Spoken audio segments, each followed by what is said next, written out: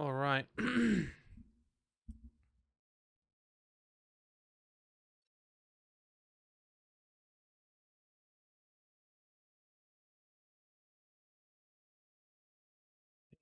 That. And have I got my notes? These videos? Yes, I do. There we go. Like I say, they're a little bit simple at first. All right. Hello, and welcome to my Mountain of Shame retrospective. This is going to seem a little bit weird. I've been doing Mountain of Shame now for a year, and basically that means that I wanted to go back and have a look at it and see what games I did play, what games I liked, what games I didn't like, etc., etc. So realistically, this will go through a bunch of the games I've looked at and a bunch of the games that I, well, was meant to look at but never ended up doing so. So there's that. Now, basically, I'm just going to give my original thoughts, which let's be honest, they started off pretty basic and they got a little bit less basic over time. So, first one was, of course, Little Big Workshop, and honestly, I still love it even now. My summary thoughts were literally just great, and play more, yes. And that was mostly because this was before I played it before I actually had the chance to do that and to actually have that as an option. So I didn't actually think to write them at the time. So it gets a little bit more. Now, the second game I recorded may or may not surprise. Oops, not that one. Now it definitely won't surprise. There we go. The second game that I played, let's put that one on top and go this way. The game I played was Ironclad, actually. So Ironclad was the first game that I completely stuffed everything up. If you remember, I did release this video eventually on Christmas, but its audio was terrible. It was then I learned a little bit better on how to actually deal with audio issues. It wasn't. It was okay. It did the job. It wasn't my favorite game on the mountain anyway. Um, wouldn't play it again. But yes. The next one is Relicta. Now this one's interesting because it was also early enough that I accidentally loaded it up and I accidentally loaded it up in uh, in my mountain, and I must put it there twice because I actually rolled it twice. But thankfully, I did remember that I had already played it and it already had play information on it. Relicta, it was all right. Let's just be honest there. It wasn't anything fantastic. You might be wondering, wait, why is Relicta all the way there? Why is it the second game you recorded? Didn't Iris come out next? Well, I doubt you're actually thinking that, but in general. That's because this is the recording order of these games. So the recording order of these games is slightly different to the actual order in which we played them. So Relicta was essentially the third game I played, and it was a physics puzzle platforming sort of a thing. Let me just put this back. Window capture on. No, not that one. This one. It was a physics platforming game. I honestly was hoping for a little bit more from this game. It was all right, and I probably would play it alone. Did I play it alone? No. I think that there are better Portal-like games out there, such as a replay of Portal. If I really wanted to play through, I probably would have just played Portal. So, yeah. The next game we played was Iris and the Giants. Now, this was actually the second game that came out, and quite frankly, I actually really loved it. I was very pro towards it when we first played it. Once it loads here on my side, I'll start showing my video again. There we go. Um, it was actually a game which I really did enjoy. I thought the gameplay itself was simplistic but interesting, and I've just turned off everything. Simplistic but interesting. There we go. And essentially, yeah, it was just a good old time. So I actually did go off and play this in its entirety, granted on easier difficulty mode, after the Mountain of Shame, and I really loved it. Its ending wasn't as sad as I was expecting, I must say, but it did actually keep up with the basic deck building thing. I got about how many hours did I get in Iris? Well, I think it would be like 2 or 3, maybe, before I was happy with it. So it wasn't the world's. Let's see, Iris and the Giant. Oh no, 5 hours. I got 5 hours out of it. And I mean, it's not to say I wouldn't go back to it at some point either, because there was still plenty of different modes that I would play. And honestly, I think that realistically, Iris was one of those games that just popped up and I was very excited about. So, yeah.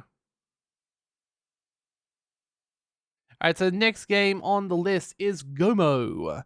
Gomo was the first of the sort of, you know, shall we say, games I sucked at, really.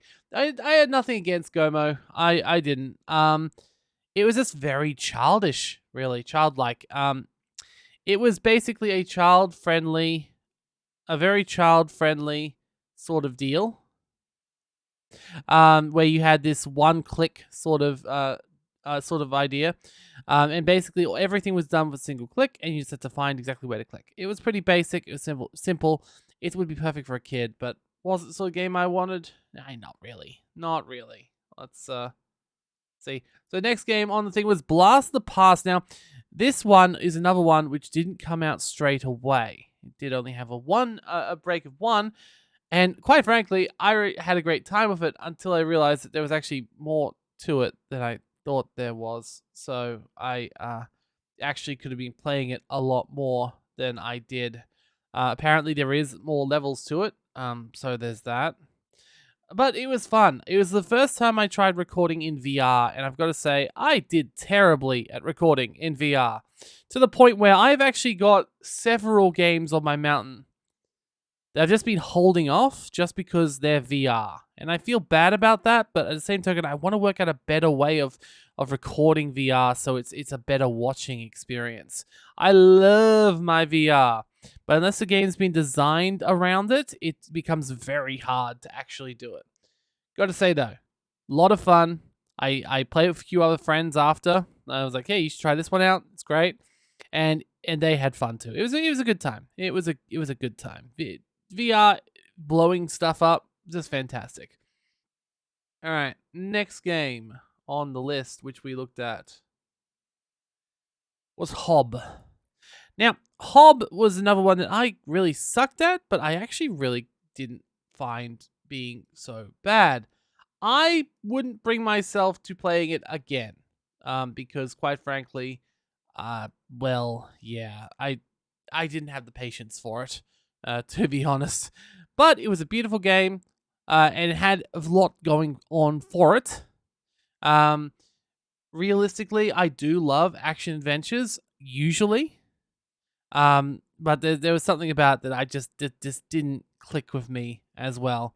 I think I just got a little bit by the whole situation. But yeah, so it's good. It was a good game. Probably not the best video because I spent a lot of time just not knowing what to do. But in fact, I'm pretty sure a good portion of the video is just me going around being like, "What's going on?" Also, wait. This is the moment, isn't it? No, it was before that. There was a moment where I thought I saw someone when I was walking. And I went back and checked it later. Did I see something? Did I actually see someone? Now, I did actually go back. I just got to go find the original moment. Here we go. It's right here. And yes, there was someone in the gap. Most importantly, there was someone in the goddamn gap. I wasn't going crazy. There was someone in there. And yeah, I just.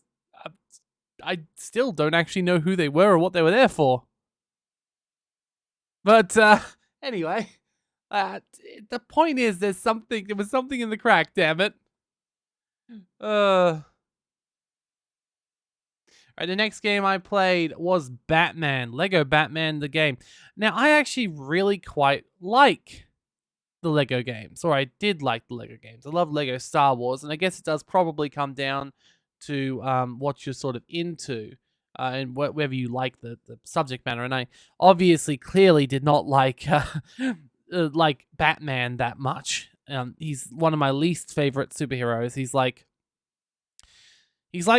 Tony Stark, but without the without like honestly without the cool gadgets. I know that Batman has his own gadgets, but they're also comparatively normal to super suits. I just really like super suits. I'm not gonna lie.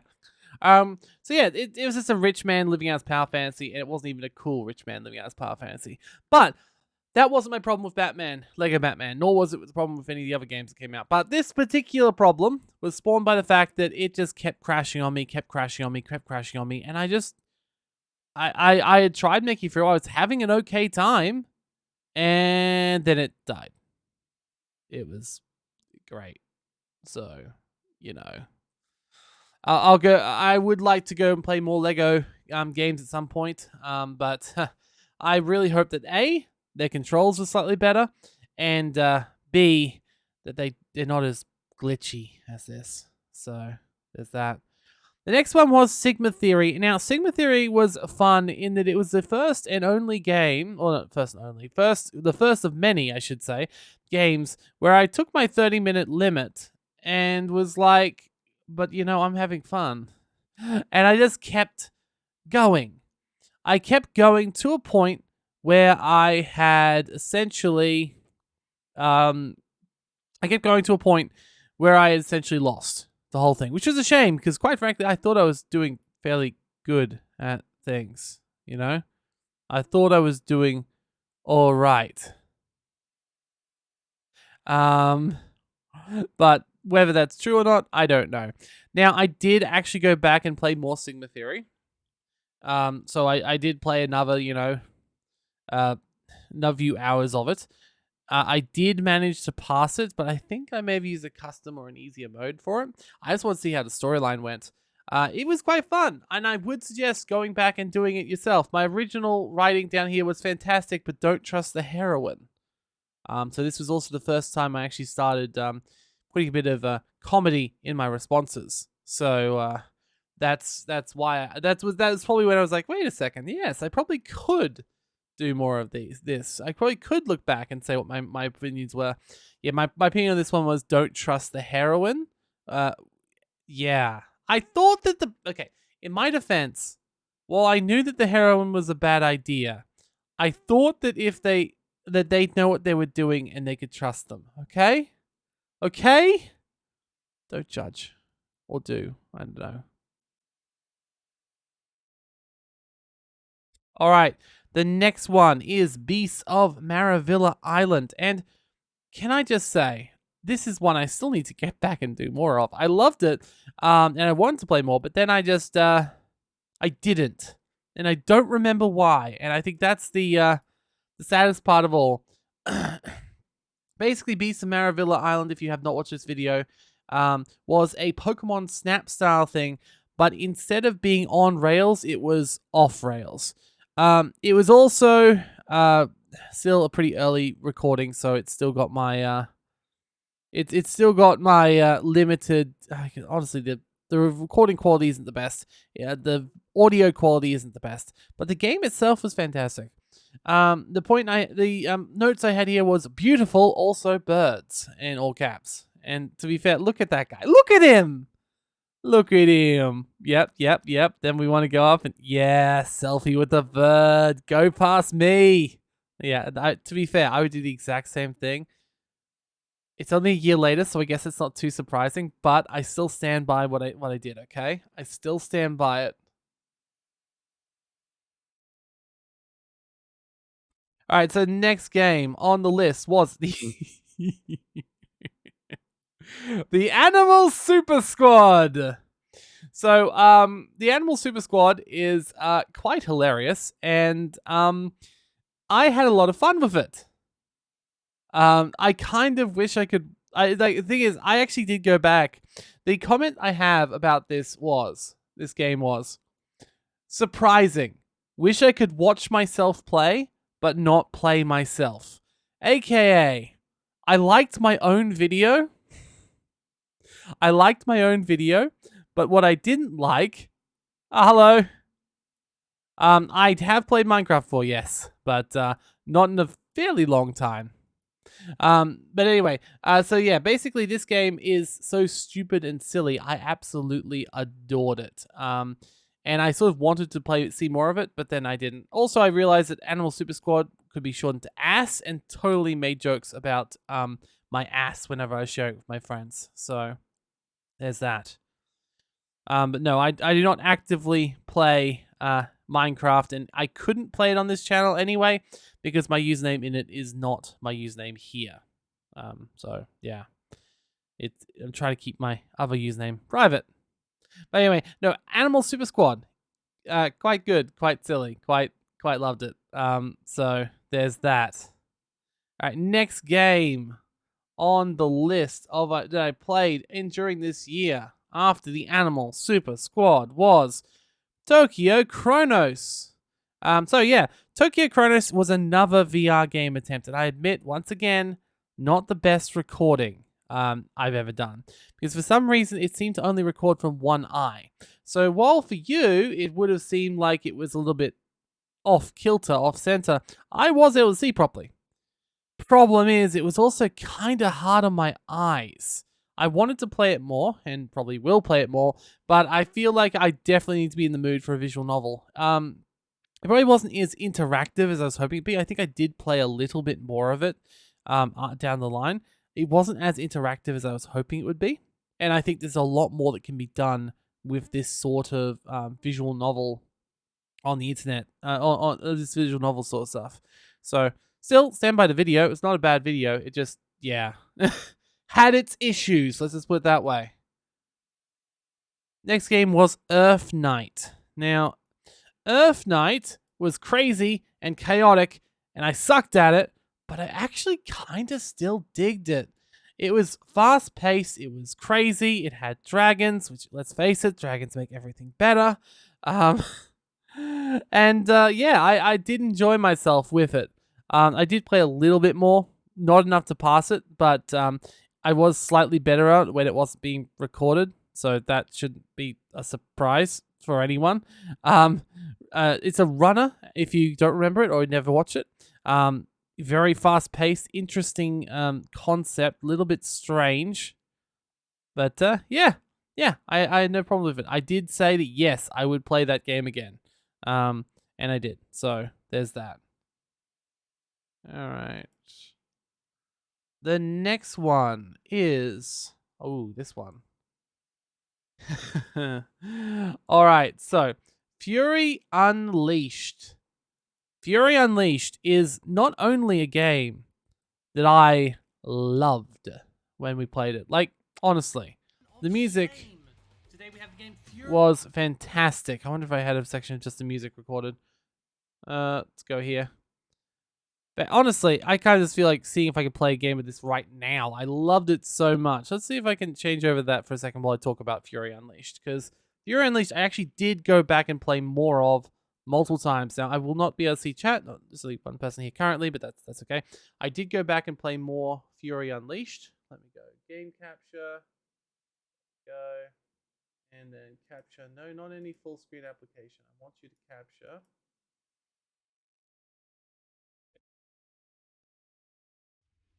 Come on. I could always change scene. I've already got set up for here, so there we go. Steam game. Let's go change it.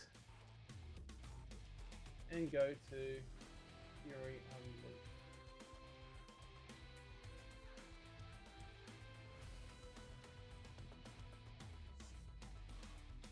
There we go.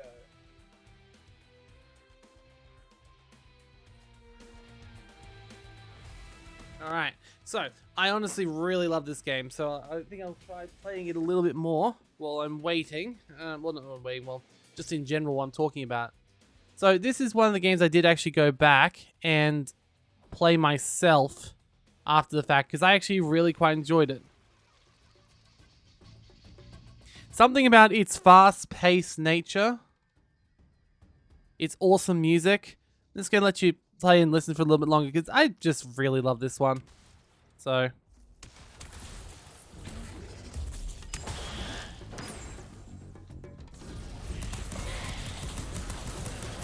never said I was silly good of it, but it's basically is really fast paced, really great. I love the comic book styling of it. And yeah, I did go back and play it more. I actually have gone up to the second or even third world at some points. I'm not perfect at it. I still love the music of the combos. So there we go.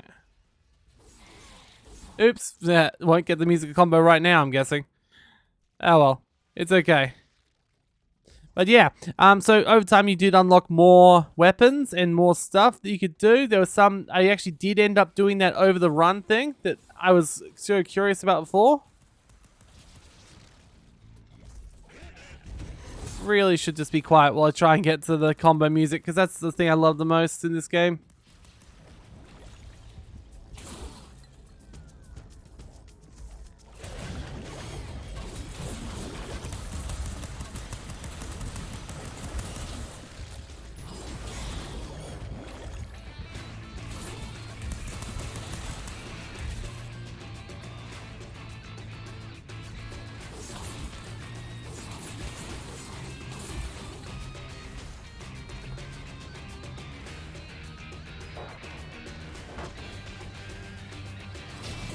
Yeah, so you can actually teleport, which is very helpful when you miss the place.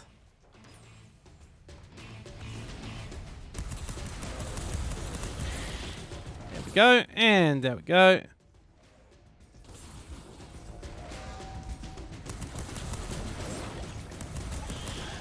Now, one thing you can do is if you get through the whole level with a combo and take it on to the next level, it's very fun. So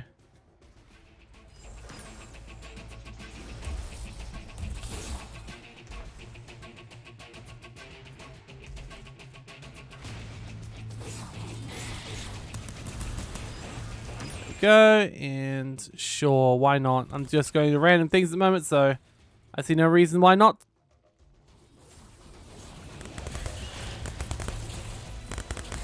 There we go.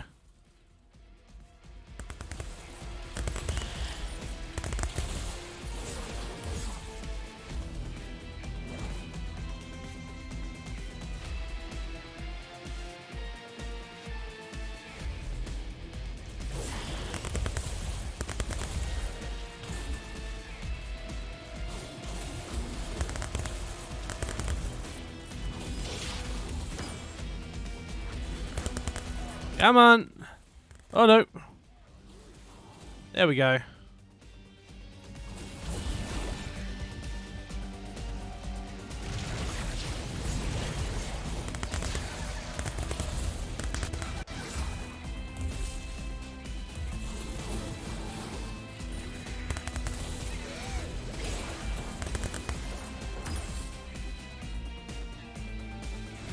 Oh yeah, I forgot about grenades.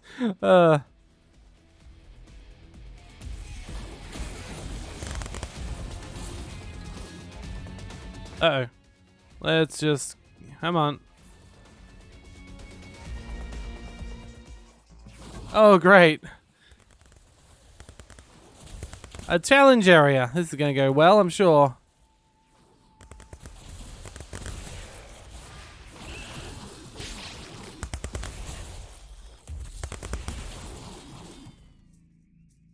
That it? That everything?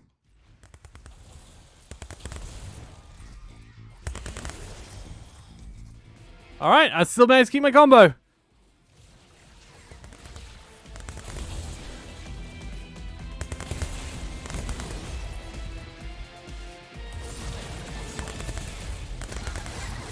I just love how when a game rewards you with good music, you know? It just helps.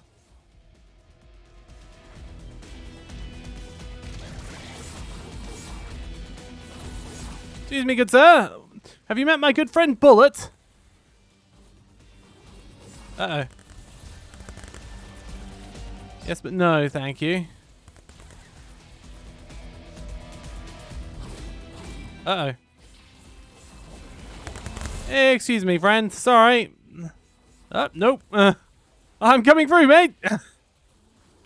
That's the combo. Anyway, you get the idea. I really like this game. I really ended up having a good time with this game. So, save and quit on that.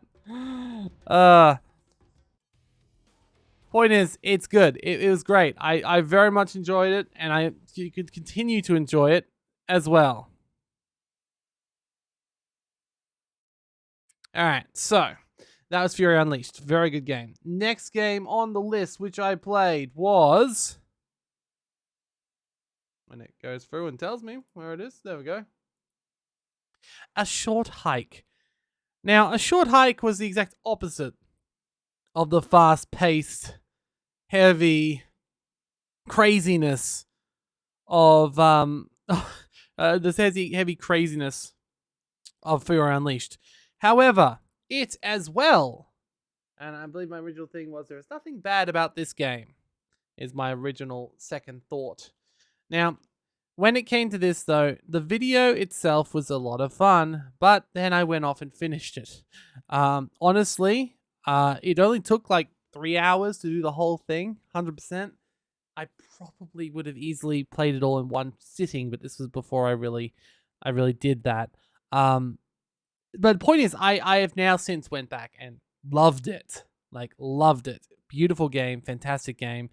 Really enjoyed myself. So I just wanted to point that one out. Oops, sorry, I forgot I have not been showing the video at this time. It's just so cute. Look at her. Look at it. It's a great little story, and it's got a beautiful ending as well. Like, honestly, the payoff, it's nice. The whole storyline is just nice. It never gets too hard or too complicated. You always like get better over time, and there's always new things you unlock, and you start to slowly explore the island. I think there was like one difficult part in the whole thing, which is the race to the summit. But even once you work out that, even when you work out that, it's fine. So yeah, and don't worry, you get a lot more of these feathers, a lot more, to the point where doing something like that became a little bit trivial, to be honest. Oopsies. No, back smaller again, please. Yeah, just go straight to my moment of failure. That's a great idea. Yes, showing a highlights reel of my failures. You got a golden feather? Great. So to get started, I come in sword here. Anyway, I'm not going to read that, because if I just unmuted it, I'd hear it anyway. It was alright. So, I know you can fly and all, but your sound will last longer if you climb places instead. So yeah, basically, I shouldn't read out the I've already done that before. The point is, I really love playing the rest of this game, and I do suggest you go back and play it yourself, because it is a fantastic game. All right, next one. Totally Accurate Battle Simulator. Look, it was fun. It was fun. I made a joke about promising 4 more hours of it. I'm glad that never came to pass. No one called me up on that. But it was quite a lot of fun. For what it was. I'm not sure exactly entirely. I think I did all right with it though, with the campaign mode and such. But overall, it was good. It was good. Would I play it again? Maybe not. Anyway, point is, it was quite fun. Next game that I recorded after Tabs was the Batman Telltale series. So, I feel like, once again, this isn't the fault of, well, this one isn't the fault of the game, maybe. The other one definitely was the fault of the game. But with Batman, most of the gameplay I played during my 44 minutes of play felt like I was watching a movie. a movie I didn't care about. It had so many QuickTime events that my final thoughts on this was QTE hell. And I'm sure some people love it, but for me, it didn't scratch that itch. The fact it took me 30 odd minutes to get to the party, and then even then, it just became talking and talking, and I'm quite like talking. But it felt like it took forever for the game to even open up. And if it's going to take me that long to get to start, I want to be damn interested by it, you know? I want to actually be interested. Like another game I played just recently, which is upcoming in the coming weeks. It was Metal Gear Solid 5. That's right.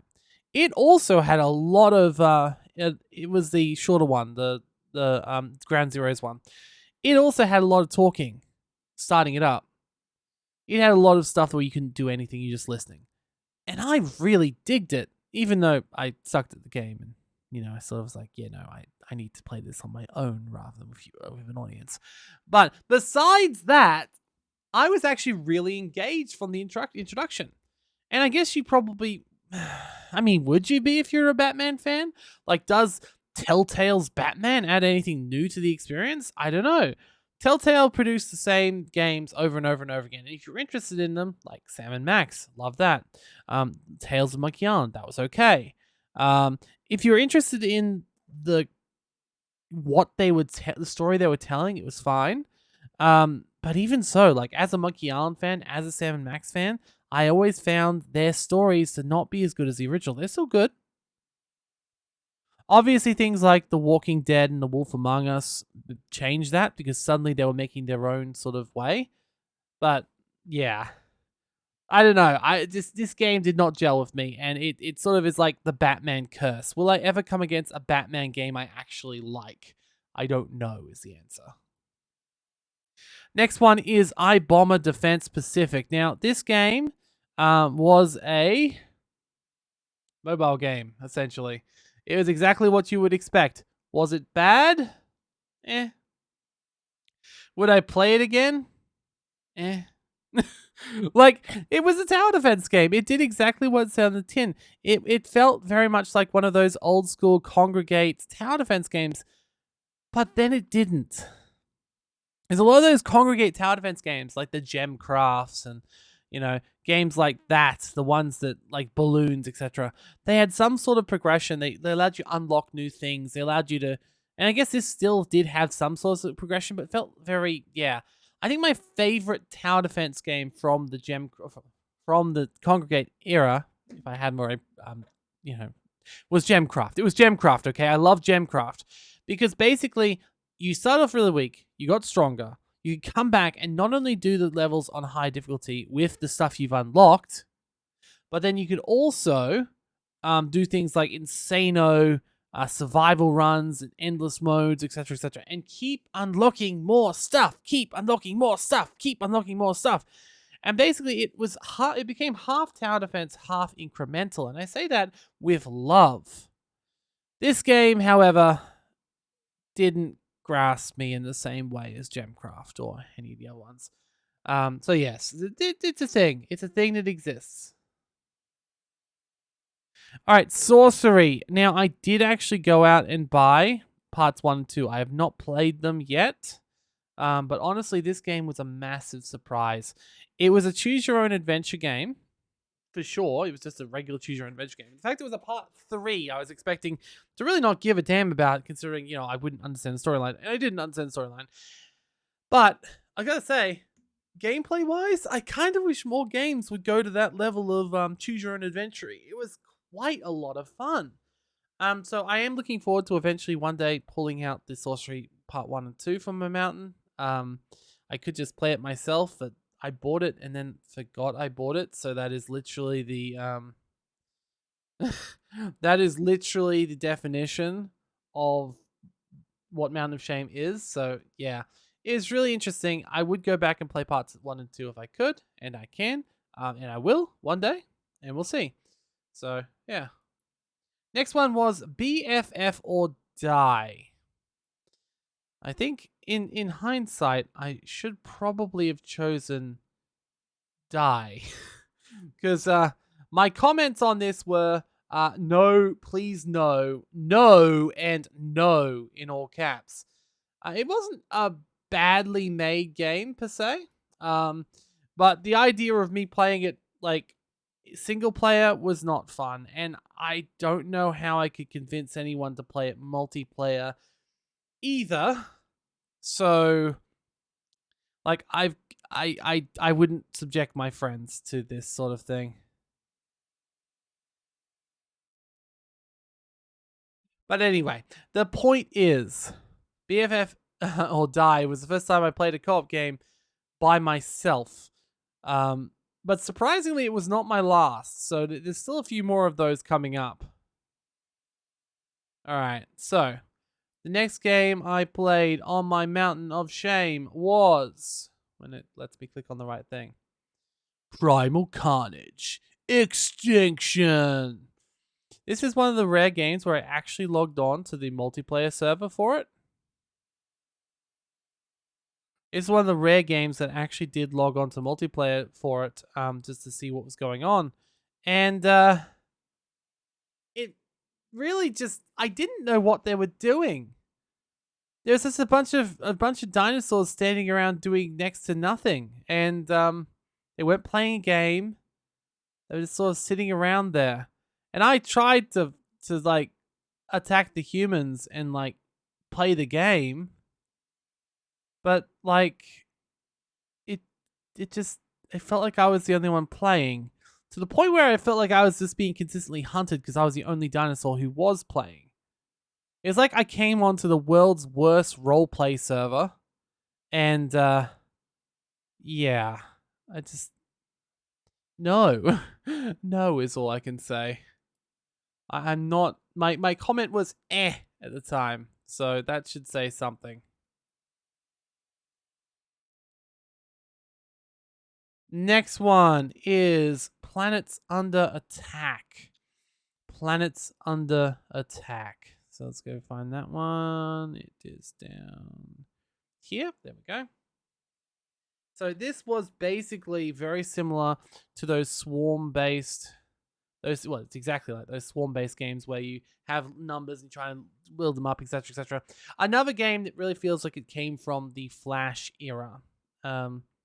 This game, it was okay. I didn't have any problems with it.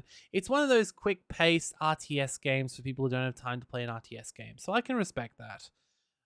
It's very simplified, and I do like simplified games as well. Like I loved Sliprays. Sliprays was quite fun, but you know.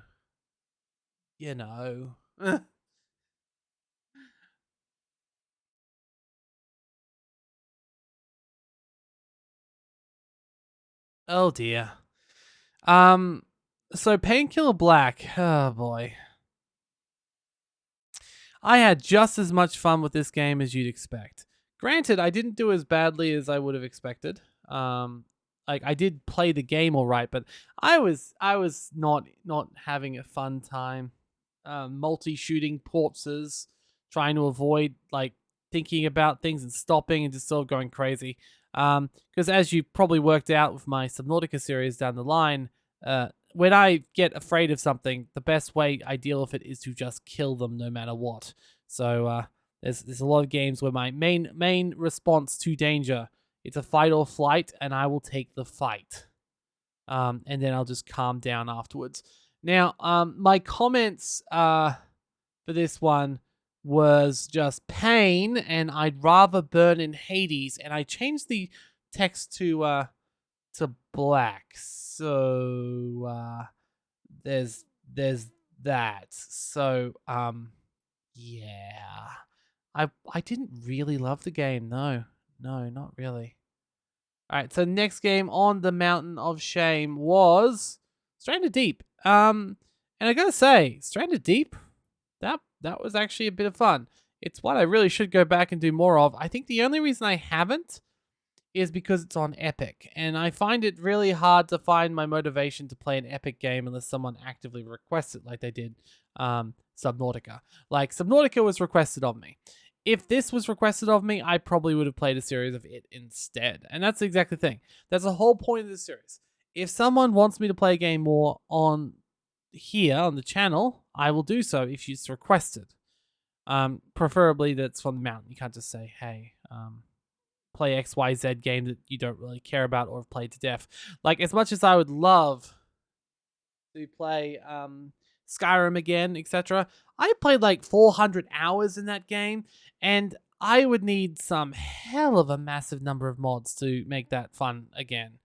So if I can make a perfect all the mods playthrough, maybe. I recently replayed Morrowind and didn't record it because I was just having a good time. Maybe an Oblivion playthrough with a bunch of mods might be fun. But yeah, in general, this is the sort of game that I could see myself playing if anyone ever actually requested it again. Was not a bad game. Not a bad game at all. Kind of a basic, simplistic sort of a survival game. Kind of curious as to where it would go. If I don't get any requests, of course, I will end up playing it one day on my own. Probably when I eventually end up getting it on Steam for some reason. But yes. Next game was... Right, stop clicking the wrong thing. No. The next game, when it lets me, is... There we go. Grab the Bottle. Grab the Bottle is what seems like, yes, another pretty... sort of a thing. It's another cheap and nasty sort of puzzle game. But I gotta say, it wasn't terrible. It was better than I expected, but I probably would still not play it again. It was very strange. But not a bad time. So, yeah.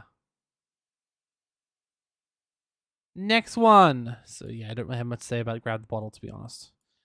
Next one, Western 1849 Reloaded. Now, this was another game I did go back to later and did play more of. It was quite fun. It's just a basic shooting gallery, so nothing too crazy to by any stretch of the imagination.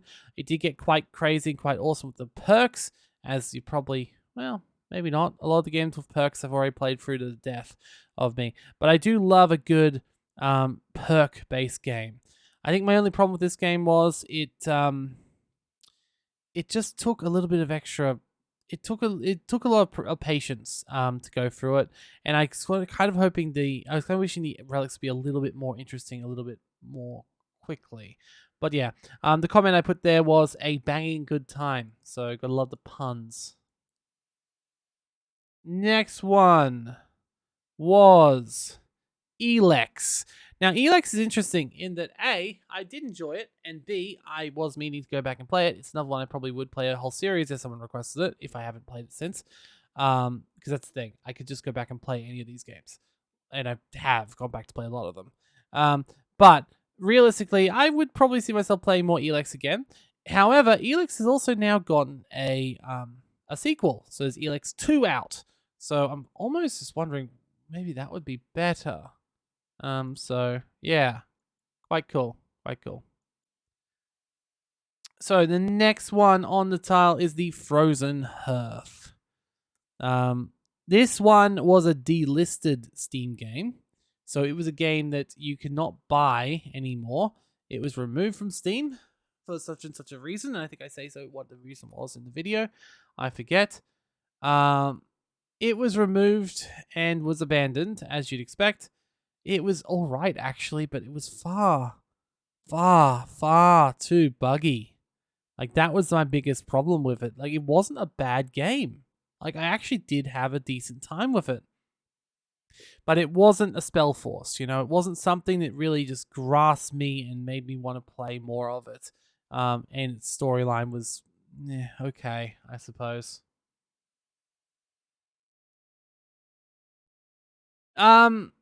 Honestly, this one is so basic. It's really, really basic. It was interesting enough, but I made it through the entire game in one sitting, so less interesting than needs to be. It could be.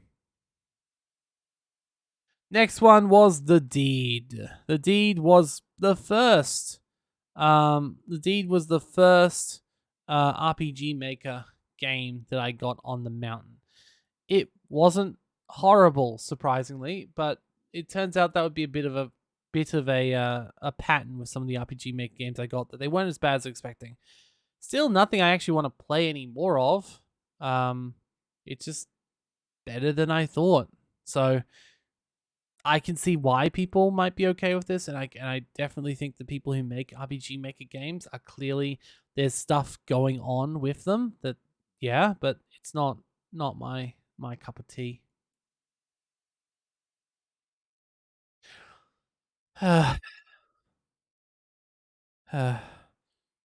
This one is really sad for me. Like, I did end up playing it, obviously. Um, but the video that you saw first of all was actually my second impressions, because I'd already been playing at that point for over an hour. As you probably are aware if you watched the quote unquote Christmas specials, where I released a very weirdly edited version where I just put pictures in place of what I was actually doing. Not a bad video in my mind, but I actually really did like this game. I thought it was actually really good. I even went back and played more of it later. Like, it's just a really good simple uh fun VR game. Like, what more can I say? Except for the fact that I'm still really really sad that I lost that footage. I feel like the original footage was so much better. Not that there's anything wrong with this stuff. Not there's anything wrong with what I got, but I really liked the first part. Anyway, it was good. It's the point. So next game on the list was Nosferatu. Um, let me just read verbatim the notes that I had here for common notes. Fuck no. That was a common note. It wasn't even would I play it again. And of course I asked would I play it again. Fuck no. So yeah, I really didn't like that game very much. Wonders World of Cultures. I said it was too complex and too old. It was a shame. It was like, I love the old Settlers games, but there was something about about this game that just everything was so zoomed in. Its gameplay was so complex. It's so clunky, and puts you right in things. Yeah, it wasn't fun. Road Doom, on the other hand, was quite okay. Road Doom, I had quite a fun time with, and I think I did go back and play a little bit more of it. I didn't pass it or anything, but it was just one of those games you pick up randomly, and you're like, yeah, I'll give it a go. Sort of gives me old Tyrion vibes. Tyrion is one of my favorite games around. I wouldn't be surprised if it got a what's his face, a nest of love at some point, because there's stuff about Tyrion that I could just go on and on and on about. But Road Doom, not bad, much better than I was expecting actually. So there's that.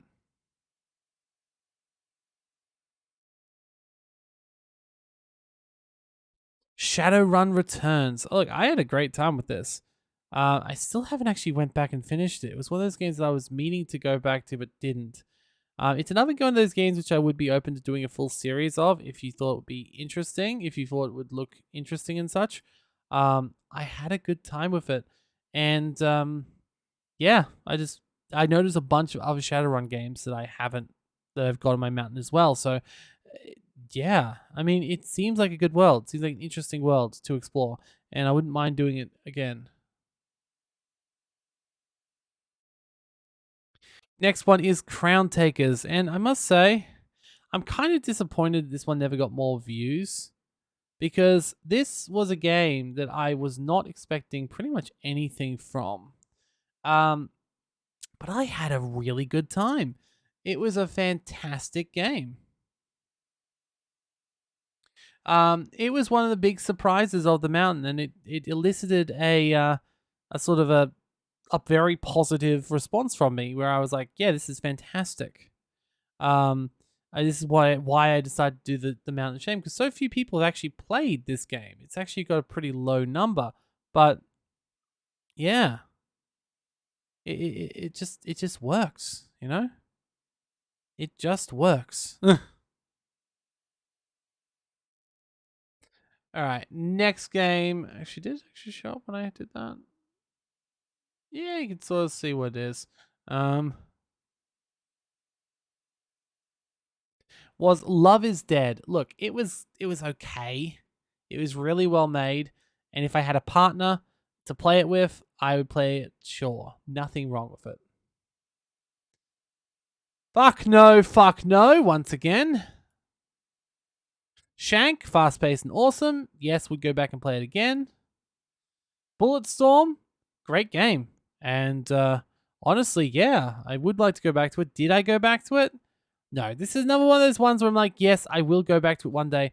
I basically marked a bunch of these as diamonds in the shame or whatever. And essentially, the idea is to choose those and go back to them at a later date when I want to play them on my own, when I feel like it. And I have done that a bit. So it is actually working a little bit already. But obviously, with as many games as I have and trying as many games out as I have been, yeah, a lot of them just go on a expedited, this is a good game list, and I go back and play them later. In fact, I don't know when one of my favorite games is coming up, but there was one game that I played and I really fell in love with it. So we'll hopefully see that soon. I'll give you a hint, it wasn't this one. God damn. So this is you might be like, wait, I never saw a video on that. No, you didn't. Okay? You didn't. So I played through it. It was a Prime game. It was.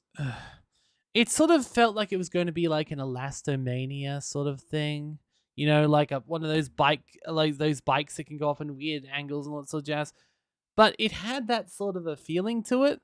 But then it made death like stupidly easy. The whole game just felt not fun. So when I got to the end and it turns out that I hadn't recorded it for some reason, I don't know why. Did I not press the button? Did I press it while I was playing the game and sort of cut out a little bit? I don't know. The point is, it was terrible. It was really, really bad. I never want to touch it again. I hate it so much. Anyway, let's keep going. There we go. Marvin's Mittens. This one looks silly, and that's because it kind of is silly. But it was also quite charming. I didn't want to go back and play it on my own just because it's clearly not made for me. A, I'm terrible at platformers, but B, it's clearly a kid's game. I respect what it's trying to do, and I think it would be a great game for a kid to play. Just because it's simplistic, it's easy, it's got quite a nice little cute storyline. I can see this being a perfect game for a child who just wants to laugh about. And this is the thing, like when you're playing games as a kid, it doesn't matter if you're good or bad at them. You still just play it to enjoy it. And I got that from this a lot. Like I went over the like further than I should have just to try and get as many of these stupid icicles as I could, basically. But realistically, kids wouldn't need to do that. Kids wouldn't need to do that at all. They could just keep going on, enjoy the storyline, and sort of it's like a book. It's like a book. So that's it's nice. Next one, Invisible Ink. Look, this one, it was interesting, but it wasn't my thing. When I first saw it, I thought it was going to be, I actually honestly thought it was going to be more like an XCOM sort of style thing. And to a certain extent it was, but no. It's a stealthy XCOM sort of thing and not in the best way possible. Like, there were a lot of XCOM games I did go back and play after I found them, but this was just one I was just like, I respect what it's doing, but it's not my sort of a fun time. Shock Troopers. So Shock Troopers, like, it was okay. It was just another very old Amazon Prime game. They seem like they do that in great deals of detail, great amounts, and yeah, there's nothing too crazy there. Shiners, I mean, it's like they went out to make a game, right? And they did a pretty good job making the game. The game itself is fine, but It's like they tried to make the single most set of annoying characters ever. I don't know what it is to it, but like every single person I met while playing this in the Mountain of Shame infuriated me. And I just have no desire to go back and play it again. Gang of Four. Now, this one was a total surprise for me. Like, literally, it was a massive surprise. Now, I do love card games. I do love board games. But this one honestly just looked like it was a very simple sort of, but very confusing game. It did a really bad job of doing a tutorial. It didn't really tell you what you were trying to do. And it often felt like it was being very, very unfair. But in the course of this very short 42-minute long video, okay, it's not that short, this 42-minute long video, I slowly worked out what the game was telling me. And I actually had a really good time with it at the end. I even won a game. And I have been back and played this after. A few of these board game style games I did go back and play again because I quite like board games. Gotta say, Gang of Four, not a terrible game. I was very surprised just by how this went.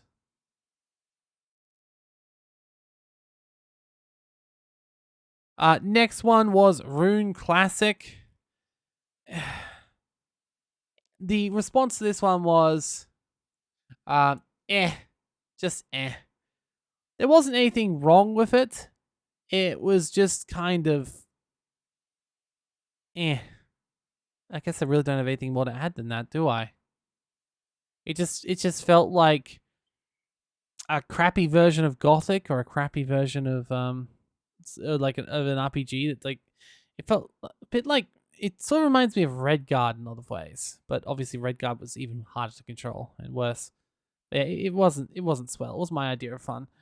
It was someone who said, yeah, the Steam version is trash and glitchy. The original version is much better and has modern renders available. So if I was ever to go back to it, I'd play the non-Steam version. But you know, eh. Mutant Road to Eden. Remember when I was talking about how there were some XCOM style games I went back and played later? Honestly, I really love this game, and not just because I could be a giant duck man. Though that did help. It is an XCOM style game. It has a great sort of aesthetic to it. Its storyline is a lot of fun. I did go through and play another few hours of it. Did I pass it though? No, because its faults definitely show after a while. That being said, it's a good game for when it lasted. Did not regret my time playing it. It was a very good look at the XCOM formula that worked quite well, and I must say, yeah, it was good. It was good. So there's that. Definitely can recommend this video. Ah, yes, I am not a monster. So it was funny to me that I got 2 XCOM style games in a row. I was not expecting that in the slightest. It was a very cool aesthetic, an aesthetic that was totally wasted. Now, you might be like, wait, I don't remember this video. I haven't seen this video. Yeah, only 3 people did. Because unfortunately, at one point, a friend of mine noticed that I had missed censoring my name and my friend's name out for a short period of time in the video. And I was just like, oh. And I couldn't be effed going back and fixing it and editing it and getting it back to work because honestly, it wasn't that good of a game or that good of a video. It looked like an XCOM game on the surface. It smelt like an XCOM game, but it wasn't an XCOM game. It was just slow and methodical, and it wasn't even strategic. It was weird. Okay, I didn't like it. That's that. Deployment. Okay, so deployment. It was not my cup of radioactive tea, is what I said. That's about all there was to it. Nothing wrong with it. It was a multiplayer game. I actually did go through and play with some bots and stuff. And then I played with some online stuff. I actually went up fairly high in the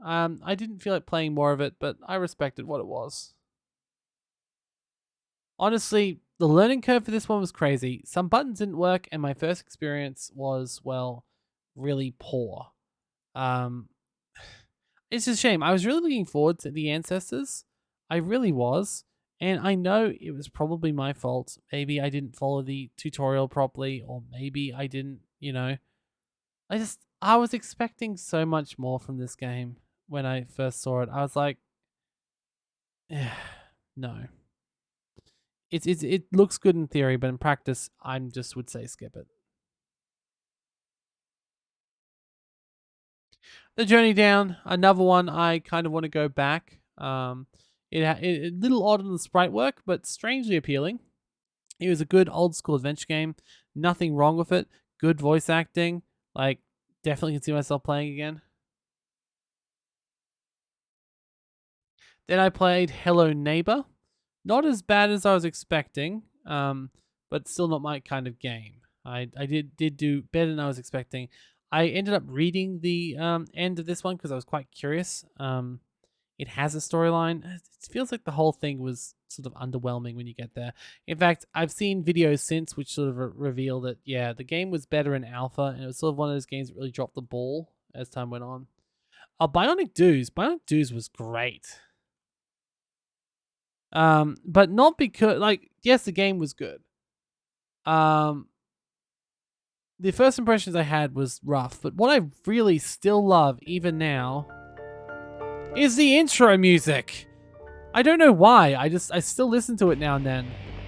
It's just kind of nice.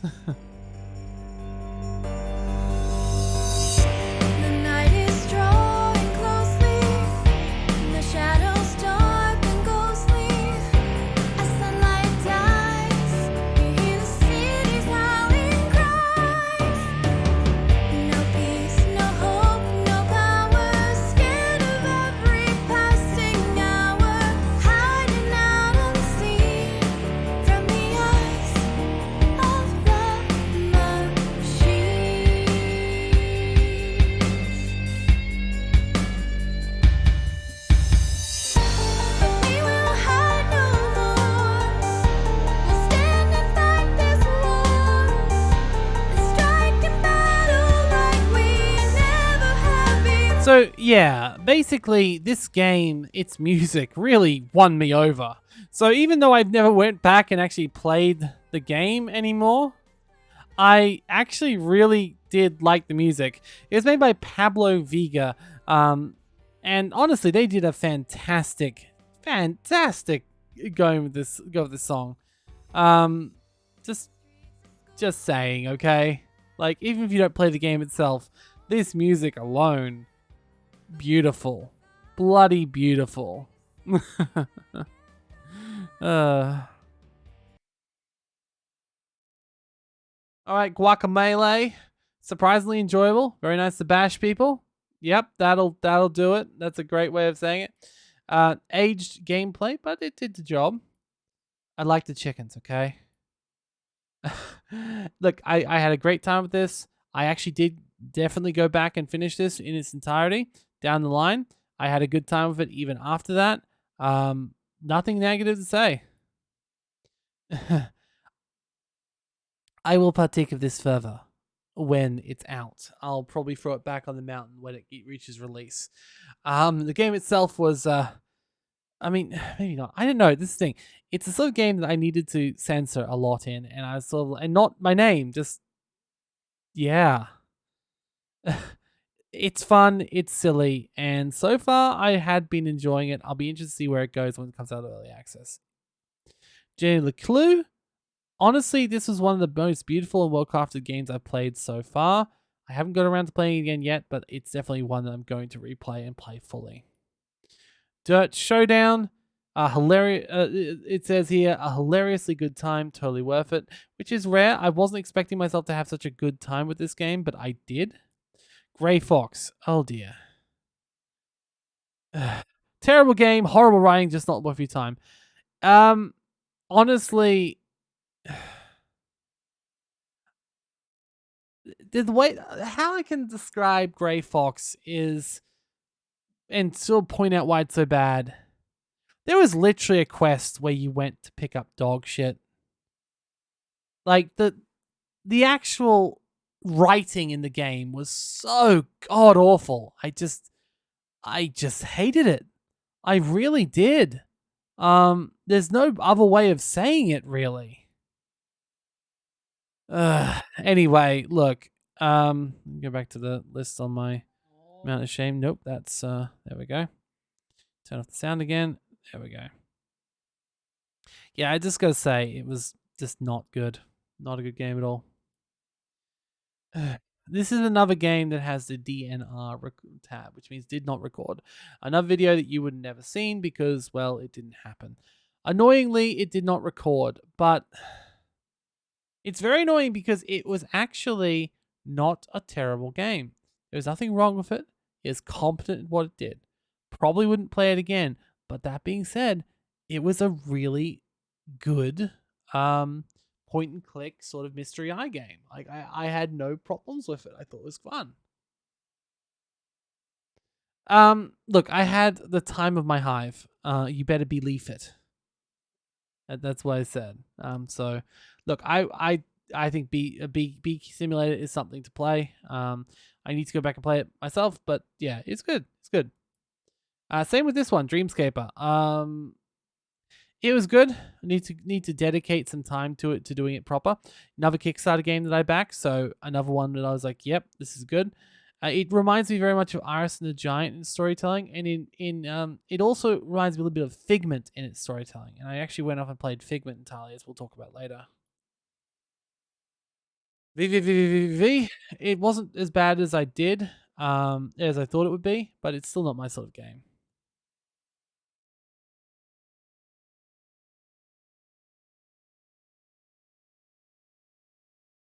Uh oh.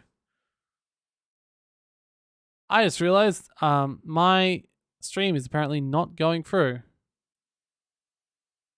And no one's told me because no one's here. Oh, I'm recording this anyway, so I'll try and stop and start the stream again. And I'll just upload this as a recording later. There's a reason you've went to 0 kilobytes per second. My internet's still working. There we go. Let's see, it was since Escapist 2. Oh god, how long ago was that? A while ago. Damn. All right. For anyone is actually interested in general, I will upload this full video later, so nothing will be lost. I am recording this video as well, so I will be able to do it properly. I just gotta keep an eye on that bitrate and make sure it doesn't go down to 0 kilobytes per second. Anyway, Kickbeat had a horrible soundtrack, in my opinion. The game was infuriating to play while recording, and I'm not touching it again with its template poll. City of Brass, it was wildly average. Like, it was exactly what I would have expected. Very, very average. Super Steampunk Pinball 2D. It was a cute little game. Very limited scope, though. I felt like even at the end of my video, I'd already gotten everything out of it I could. Homefront, certainly aged, but has an improbable but interesting premise, does the job, setting up a world. I actually went off and read about this one instead of playing it some more, because I was quite interested.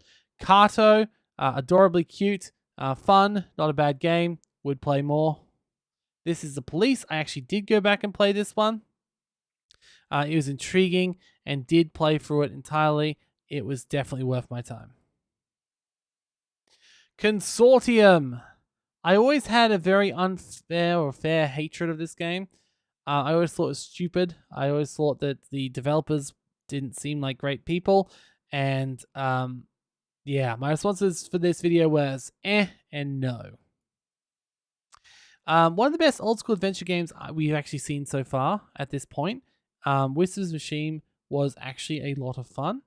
And I want to go back and play it some more. So it's on my Gems in the Mountain one. Cosmos Cosmic Adventure, it's still a classic. I've already played for a bit of it. I don't need to go back again.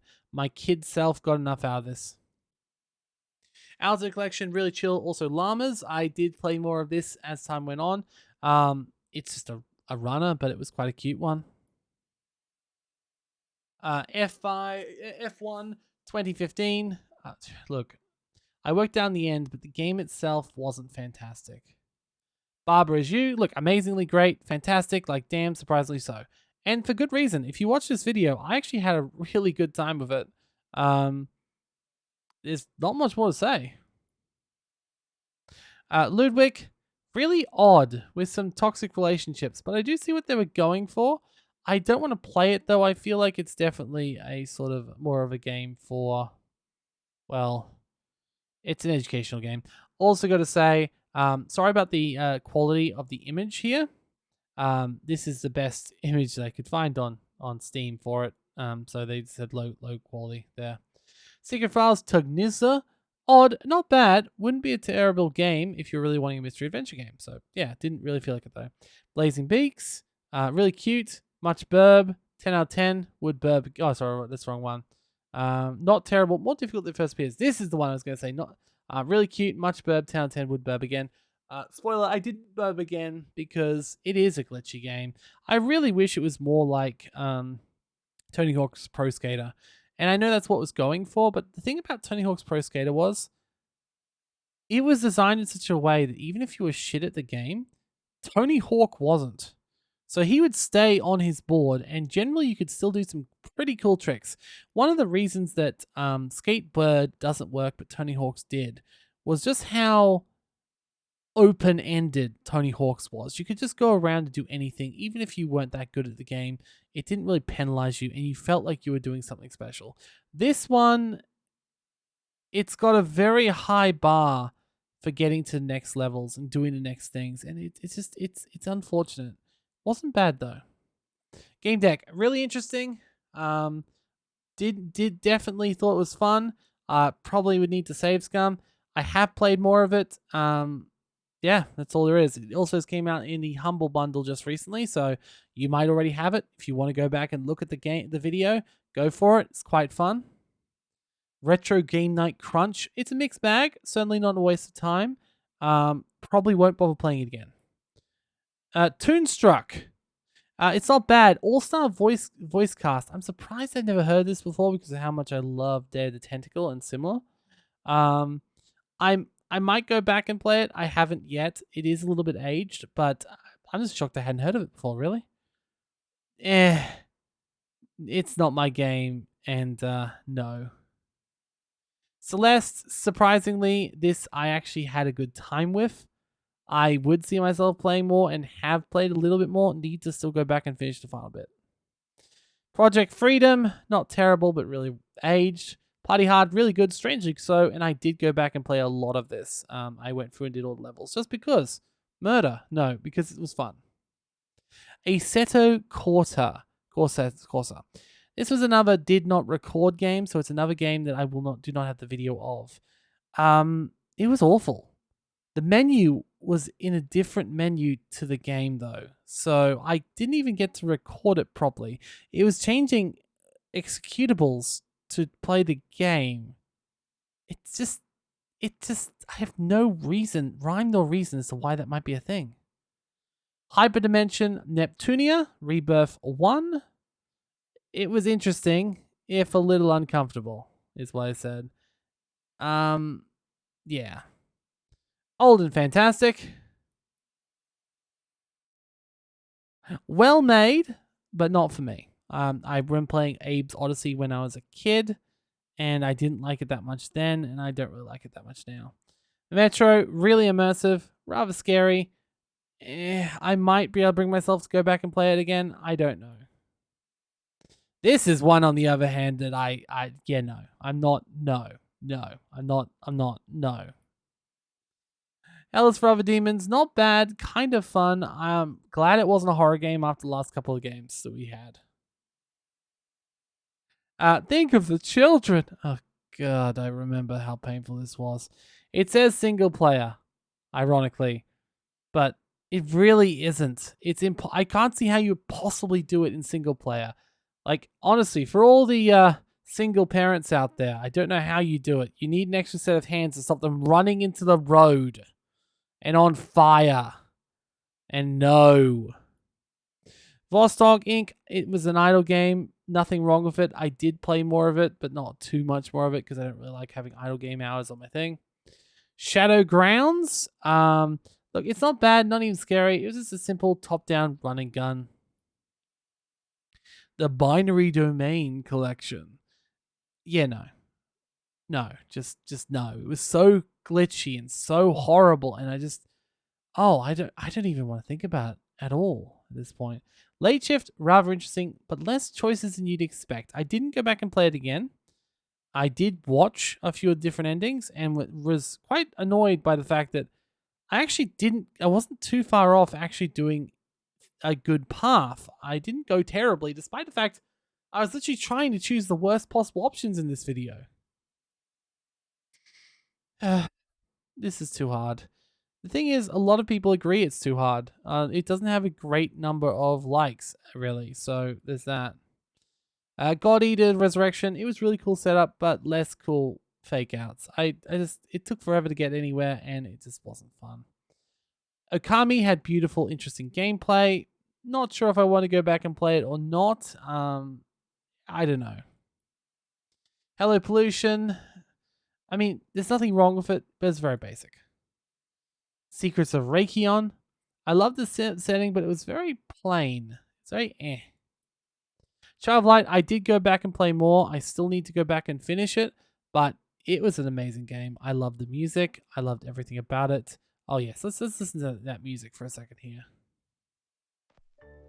No, not that one. sorry. Child of Light theme. This song, this Aurora's theme, I've listened to it so many times.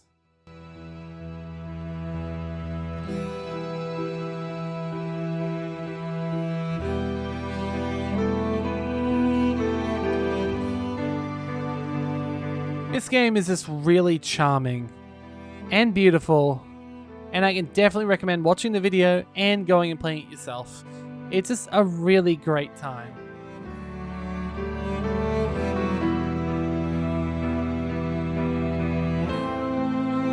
Indeed.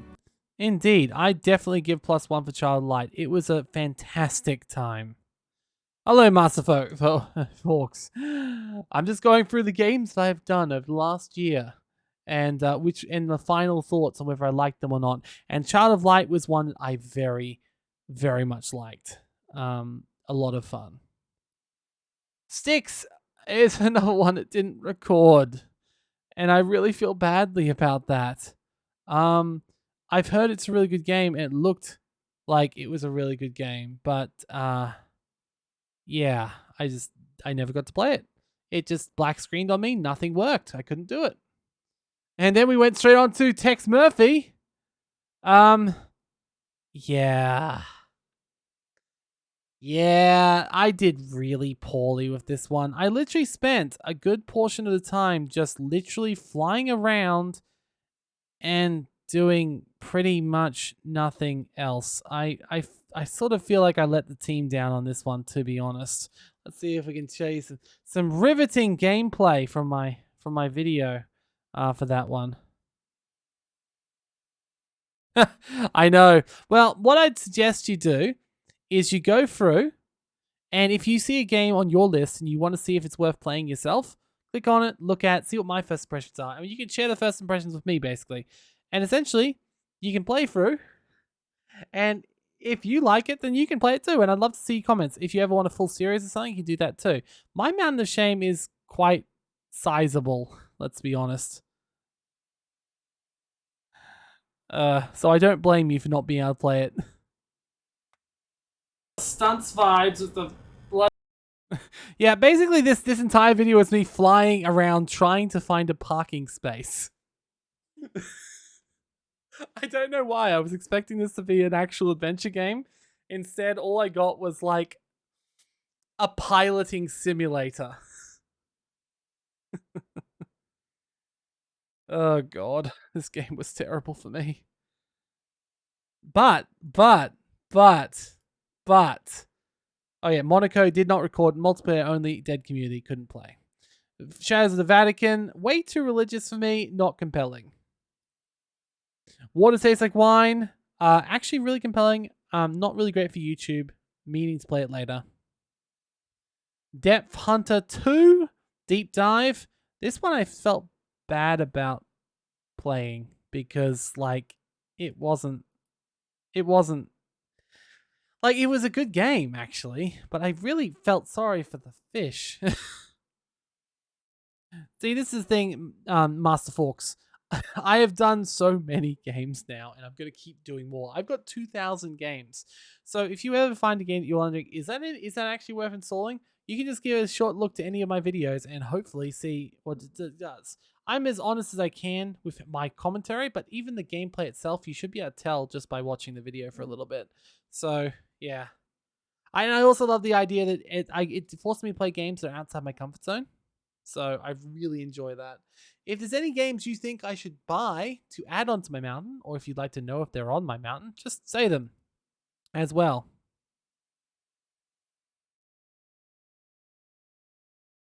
All right, sorry, let's go and him. I keep closing my playlist so I can't show video of things, but that's okay. Now, the next game, Lead 2. This is funny. Like, all these games actually came after one of the games I'm really waiting to talk about. But I actually put it earlier because I actually liked it more. So there's that. Bleed 2, nothing wrong with it either. So if we go and play Bleed 2's video.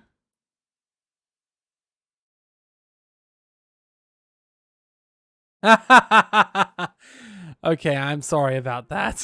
You're right. You're right. Well, you don't need to watch all of them. Just any that you think sound interesting. And the idea of this video as well, which ironically will also probably become too long to watch, is I want to point out the videos which I really think are worth watching. Like the Crown Takers video and the upcoming Figment video. There are a bunch of games which I really wanted to give more of a spotlight to, you know? But you're right, there is no winning. But yeah, if you do know something, just request and I can play a full playthrough. I love things like Stellaris, and they're good because you can actually play Stellaris.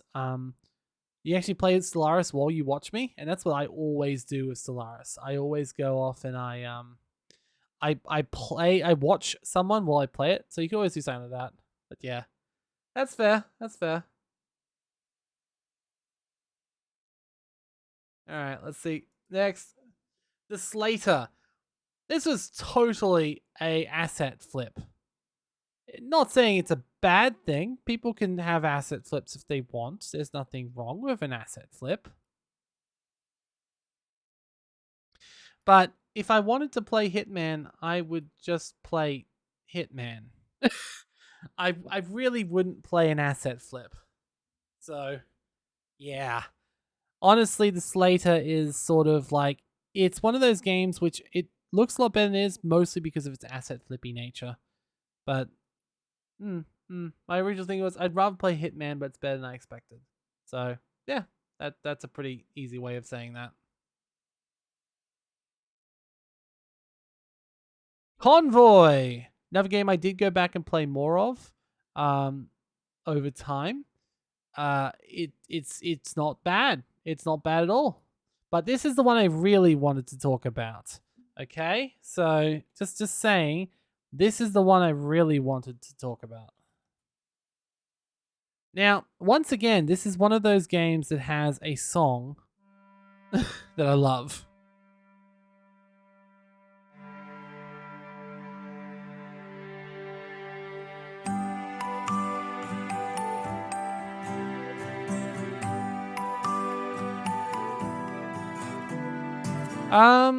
I think, have I played Monster Sanctuary yet? I know I've got it. I don't think I've played it yet, though. It's still on my mountain at the moment. Yeah, it's still on my mountain at the moment. I believe I may have commented on it during one of my... Oh, can you go a little bit faster than that? I know you're uploading, but a little bit higher quality than that, thank you. There we go. There we go. This is a fantastic game. Just saying. everything around is musical and beautiful and makes sounds. It's just a lot of fun. Um, Definitely can recommend it. But let me go and give a proper answer to that question first. So yes, no, I did not. I actually did have that spotlighted at one point when I got it in a bundle. I think it was in one of my Eruption of Shame episodes. Um, so I did say, hey, this looks pretty good. It is still currently in my mountain Monster Sanctuary, but we'll see when I actually roll it out, which is hopefully good. It looks pretty damn good. Let's be honest. I'm looking forward to playing it one day. But yeah, I must suggest in general.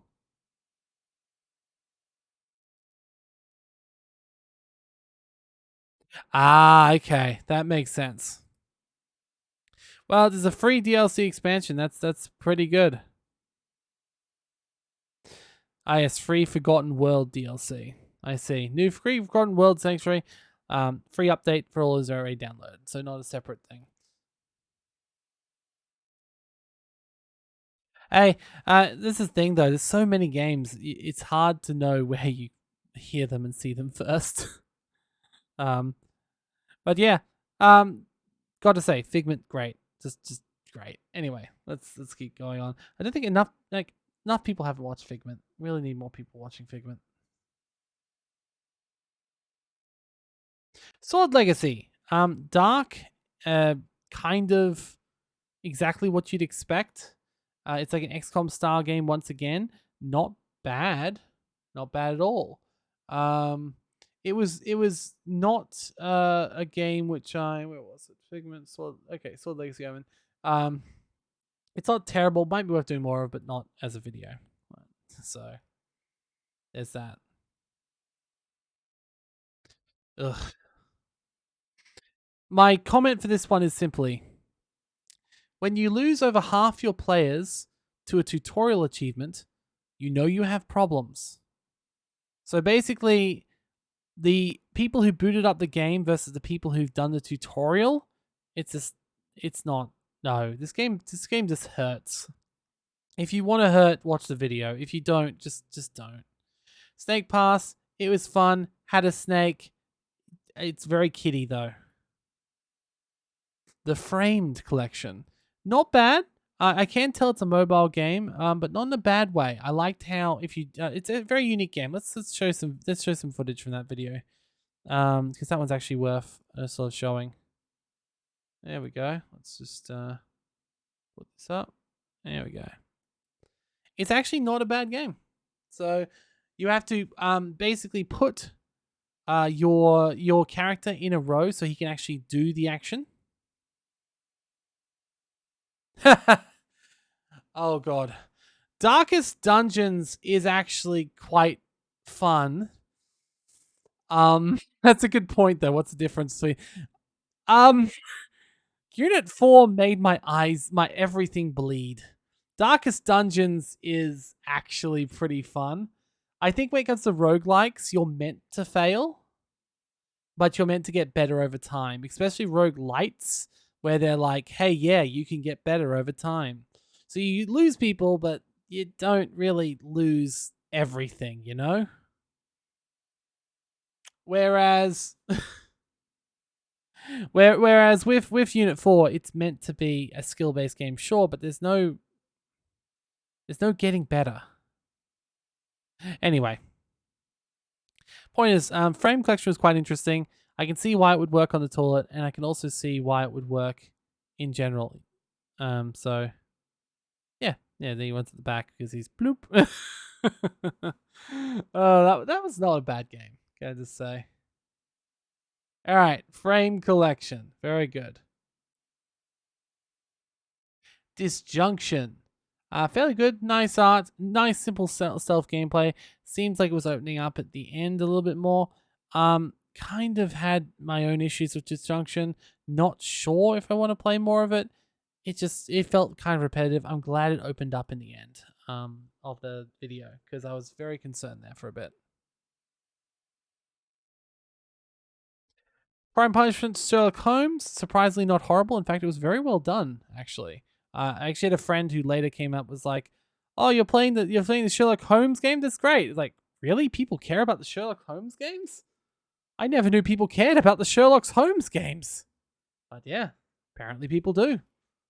And I mean, I can see why. It's not a bad game. It wasn't terribly made. And you get to wear a top hat, which obviously makes everything better. uh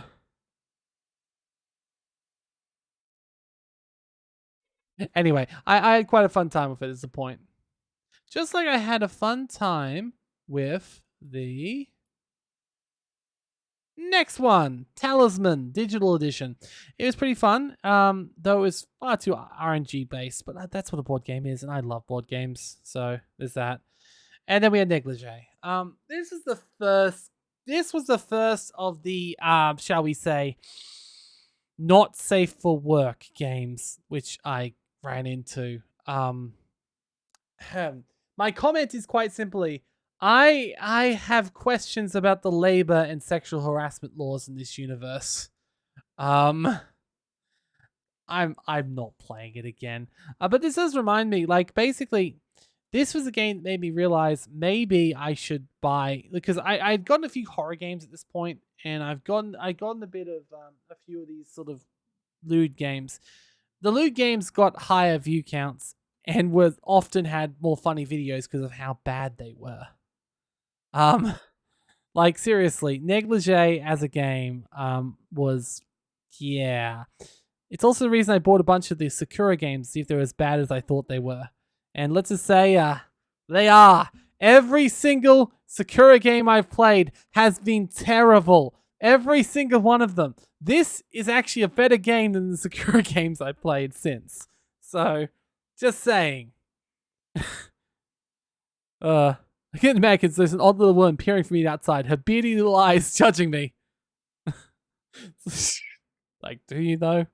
Do you really? I don't know if you do, man or lady. You're very perverted. That's all there is to it. Anyway, Fantasy Blacksmith. More like a fantasy version of like, yeah, questioning. Like seriously, it's more like fantasy bad business management simulator. The amount of effort that goes into making one sword, you would have gotten an awful lot more money for said sword. But no, you go through, you make a singular sword in a singular way. Master Forks, if there are any games you want me to add to my mountain, no promises I'll do it straight away. But just send any suggestions in. Some games you suggest may already be there because I have multiple pervy friends who are like, you should get House Party. It's like, okay, I'll get House Party. So yes, in my Mountain of Shame, there is a bunch of games that I know I'm going to love that I really should have played a long, long time ago. They're good. They're the best games. Then there's a bunch of really cheap games they got for free or bought really, really cheaply just because they were so cheap. And they often make good video fodder too. Then there's a bunch of lewd games, which I regret every second I've got.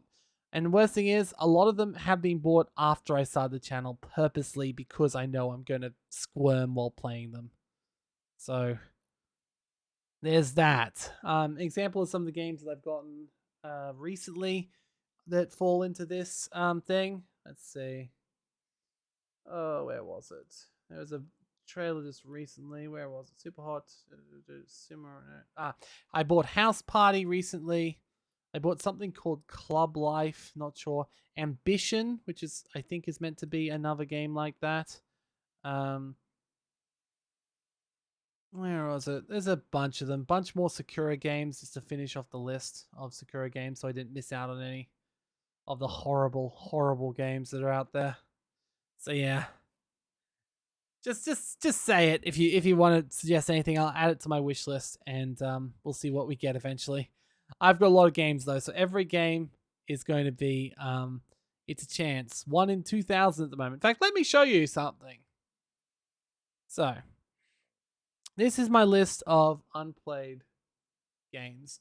More accurately, this is the list of my actual games I've played before and the videos. But Here is the mountain itself.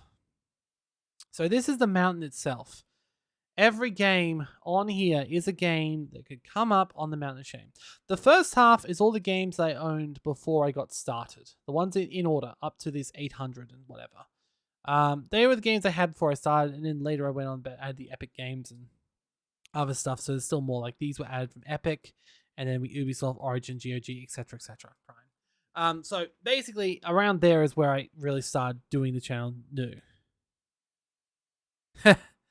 Yes, it is, but I still find myself doing it myself, you know? I always still take gaming suggestions, is basically the idea.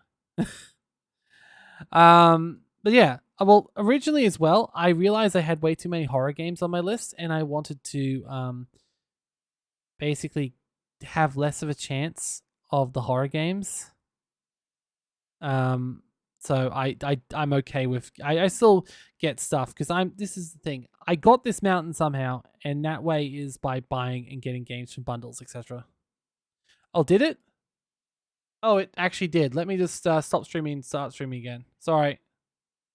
Why did it just die? Sorry. Trying to reset.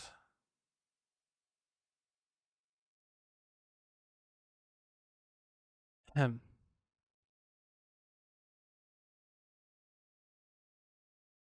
Ah, there it goes. Yeah, as I was saying, yes, the point is to reduce the number of games, but I am the sort of person who buys and gets a lot of games regardless, which is the big thing. Is it going to come through? It's saying it's going through. Come on. Don't try and catch up. I'm going to post a video sooner or later. Let's refresh on my own stream page.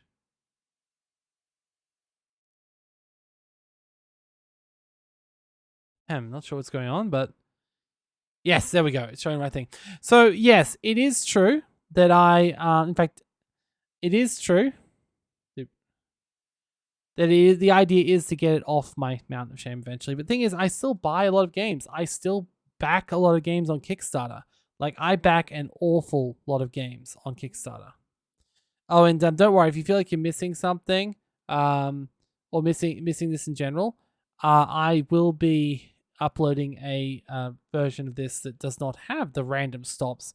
I tried changing to a more variable variable rate to see if that would help, but I think it's actually hindering. So I'm not actually sure. I might have to change my settings again.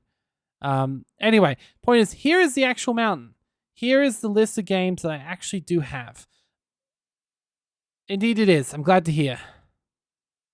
So this is a list of all the games that I own but have not played, and a lot of them I have gotten since I started because I wanted to basically get rid of all the horror games. Whenever I get a horror game from Humble Bundle, I just don't want to ever get it anymore. So I just keep obtaining games, either from gifts or from bundles or from me being like, ooh, that looks interesting. So as you can see, while yes, the point is to clear out the mountain, I also just keep, doing things like buying giant Ukraine bundles and, being a Humble Bundle supporter. So, yeah. In fact, speaking of humble bundle stuff, I'm sure there's no one here that apart from you. So I'm gonna give you a key, just because I can. My question is, I know you said you didn't. I'm gonna ask you if you have a game, and you're gonna say if you do or not, and we're gonna see if we can work it out. So, do you have Star Wars Squadrons, my friend? Not Star Wars Squadrons. That one's one's an Origin game. I don't think that'll actually work. Game Deck. Do you have Game Deck? The game which is involving, which is basically it's a game I talked about earlier in the stream, which you may not have been here for. But basically, Game Deck is a investigative journalism game based in a video game world.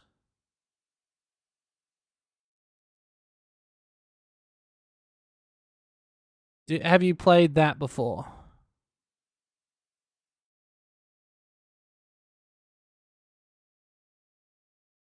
Or do you own it, I should say?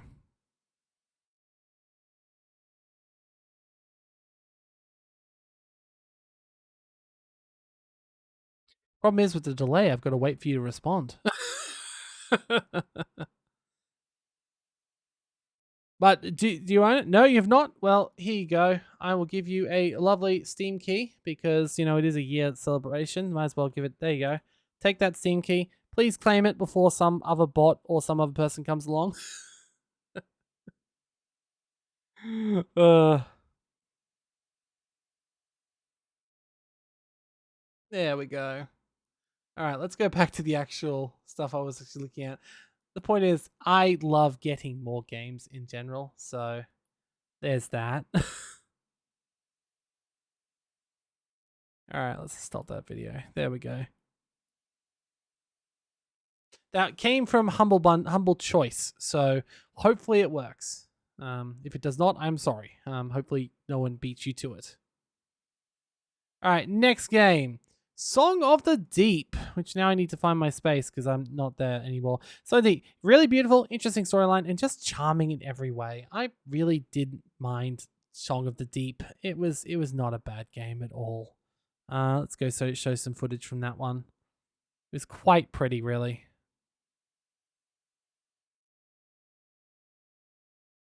You don't worry. You can go on your own mountain of shame. What sort of mountain of shame person would I be if I didn't help cultivate other people's mountain of shame? I'm very glad you're able to claim it. And I know the Steam Summer Sale. I bought 8 games during the Steam Summer Sale, which doesn't sound like it sounds like a lot, but for me it's really not much. I usually buy a lot more. I'm actually trying to save at the moment because I'm just about to get some solar panels on my roof. So that's going to be expensive, is all I can say. Um, point is, I'm a sucker. I always buy games. And it's still games I'm really excited about too. Like I'm really excited about Starfield. Like Starfield, as much as I shouldn't be excited about, is still making me excited. I'm excited about the Pharaoh remake and all sorts of other things. So, did you buy anything interesting on the sale, Master Folks?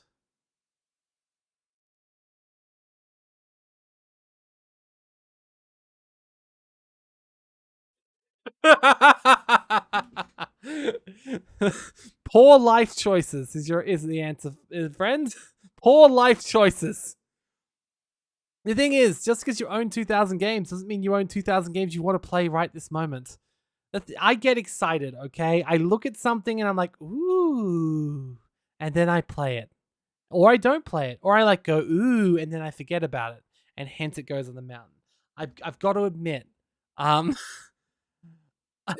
I know I'm not diagnosed with ADHD, but no, I'm not. I wouldn't be surprised. No, I don't have ADHD, but it's sort of like I do find myself being like, yeah, getting game, then not playing it.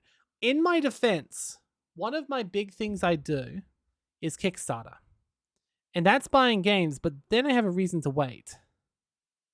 Troubleshooted, Abandoned Children, Death and Re-End Quest on Sanctuary, a couple of games backlog they even dropped and never started. I mean, that doesn't sound bad. I haven't even heard of all those games, so let's have a look. Troubleshooter. Do I own any of them is the big question. Troubleshooter, Abandoned Child. There we go. Ah, that looks cool. A turn-based SRPG? I didn't even know what Troubleshooter is, but that sounds fun. Okay, time to wishlist that. Gotcha. Yep. And Death End. I think that one sounds familiar. Yep, I've got Death End Request already. I don't have the second one. I've got the first one. And of course, I have Monster Sanctuary. Oh, I love XCOM style games. Oh, and it's an anime XCOM style game? Oh, that sounds fun. Okay. Well, I'm glad. Apparently, my sister already owns it. Well, an anime style XCOM game. See, this is the thing. This is how I have so many games, right? I see a game. It looks interesting. I wishlist it. My wishlist is 700 games and counting.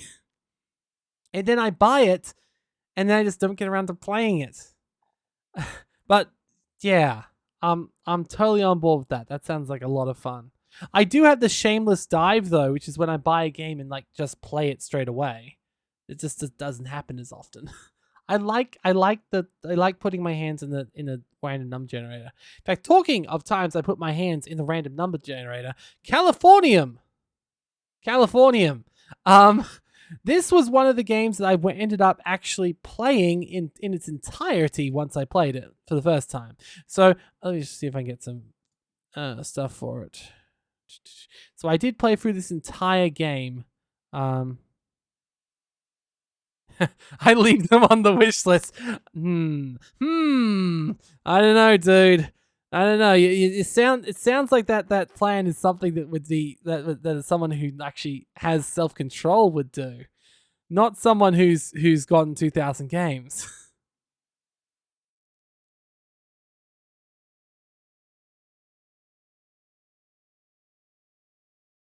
And that's exactly what I do. I don't buy. I always buy games when they're on sale, or when they're in a bundle, or whatever.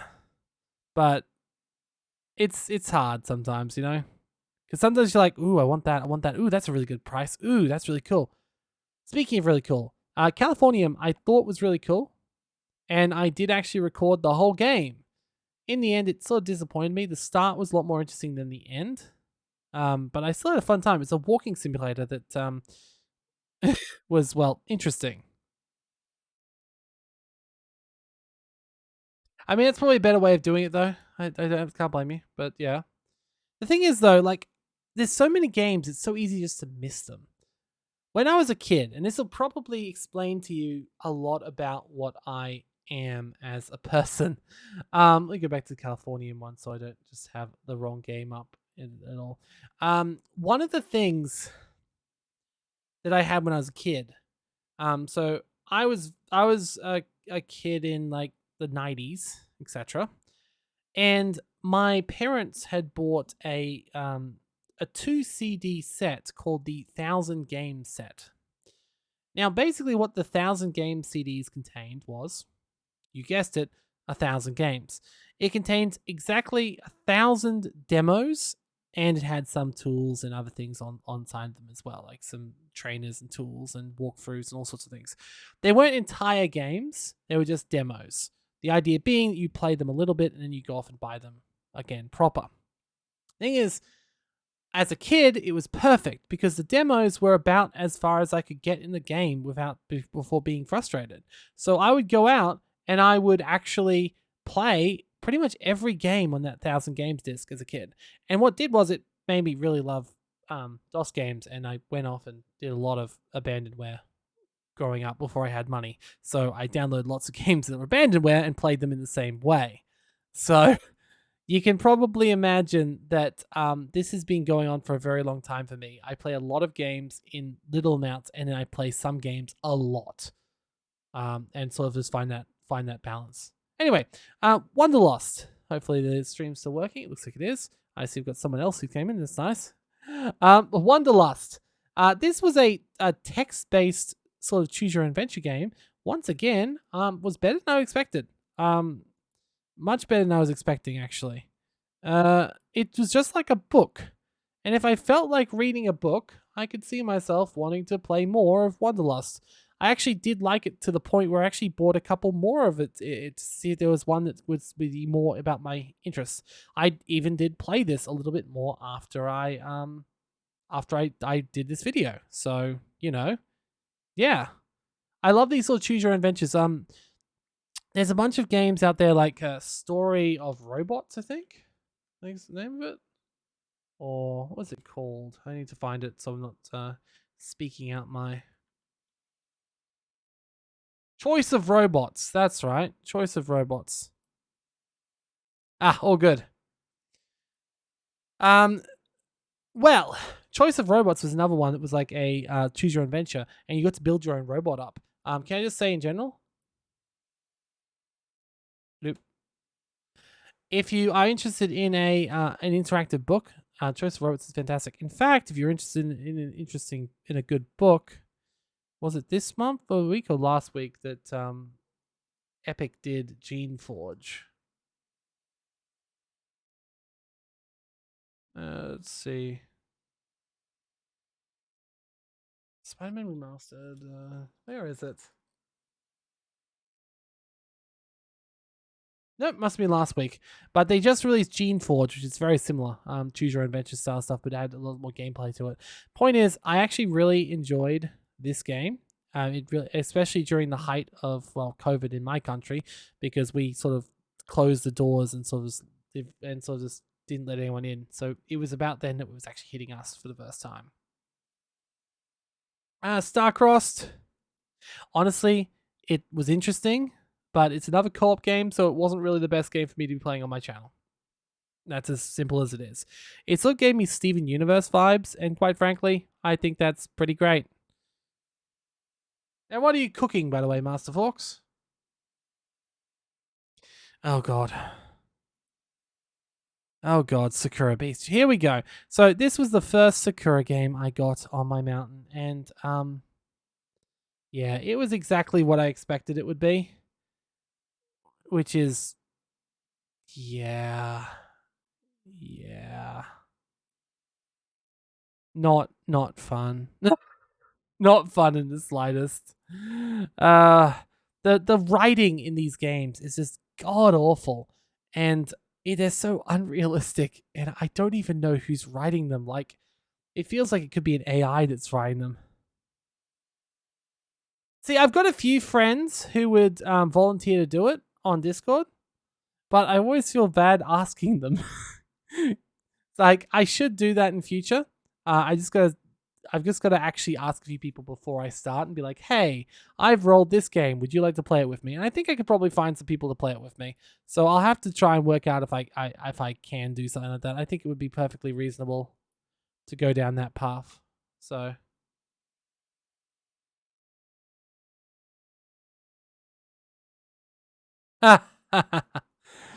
that's fair. Well, recently. I've been getting into food boxes, and now I've started doing a lot of pan bakes and stuff. So that's been fun. I just make a bunch of veggies that are nicely seasoned. It's quite tasty. Especially when it's like, I love pumpkin. Pumpkin is great. Anyway, that's all good. That's all good. Nothing wrong with ramen. Ramen is fantastic in its own way. All right. We still got a few more games. Hopefully ones that, oh yes, SRS Street Racing Syndicate. I'm pretty sure. Yeah, not bad. It did feel the Need for Speed Underground urges a little bit. Sometimes you get those urges. If you've ever played Need for Speed Underground, it is a fantastic, fantastic game. But it's very hard to reach those levels. This one doesn't entirely reach those levels, but it actually was good enough that I was pleasantly surprised. The next game is another game that did not record. The game plastered my name all over it, ignored my attempts to stop it. It had literally, okay, so this thing about Eastside Hockey Manager, which I was really just like, what? So not only did it plaster my names all over it, stop me from blocking it, blocking of the name, it had no music. It had no graphics. It was just hockey, all the hockey. I didn't even know how they made a manager game with absolutely no graphics. Like, no. No is the answer there. No. No. Now, what is a definite yes is Everspace. Now, this is one that that I backed in Kickstarter and is unfortunately still in early access. It is about to come out though, and I am very much looking forward to playing the final version. In fact, to the point where I can see myself making a full playthrough of this game at some point, just because it's exactly what I want in a game. I love space games. I love this sort of stuff. I feel like it will be a beautiful, beautiful game for me to eventually play through. But at the moment, it's still too early. I just really love space, okay? Space is great.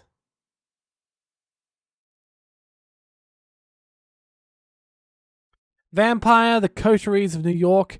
I'm I'm kind of disappointed that no one ever actually asked for a series of this, because I was having a real interesting time playing it.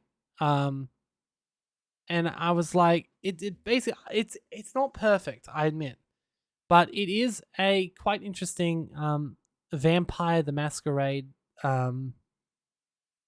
visual novel, and I was like, oh, this, yes, please.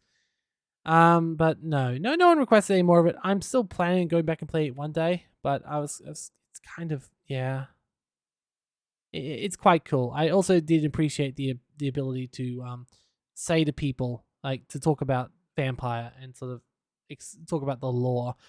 The Vampire has really, really interesting lore. Let's just be honest here. It's just fantastic.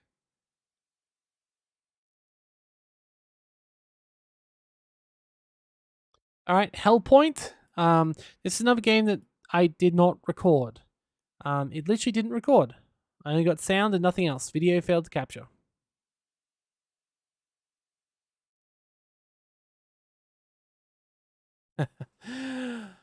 Well, I have had a couple of people suggest things for me to play. Like, I played through the entirety of Subnautica because of one cool dude. I'm also playing through Seren Fate because someone suggested it as well. I'm playing through. I've played through Freelancer. That one was a friend who knew I love space, so they probably just requested it because they knew I wanted to play more of it. Um, and I got a request for Songbird Symphony, and I played through all that, and that person also enjoyed that. So yeah, basically, if you ever see a game that you want me to play more, just put a comment in. I respond to all of my comments, unless they literally just like there's nothing there to respond to, or I just miss it somehow. Not that I'm gonna miss it because I'm like a few people commenting at the moment now and then. But generally, if you comment, I will most often respond. Anyway, all good. Super Bit Blaster XL, quick and simple fun. Vertiginous Golf. I sucked at it, but I actually kind of like the storyline. It's rare to see a story in a golf game, and I was a-okay with that. The fact it was there. Scheming through the zombie apocalypse. Now, this one ends up being more of an actual demo than a full game.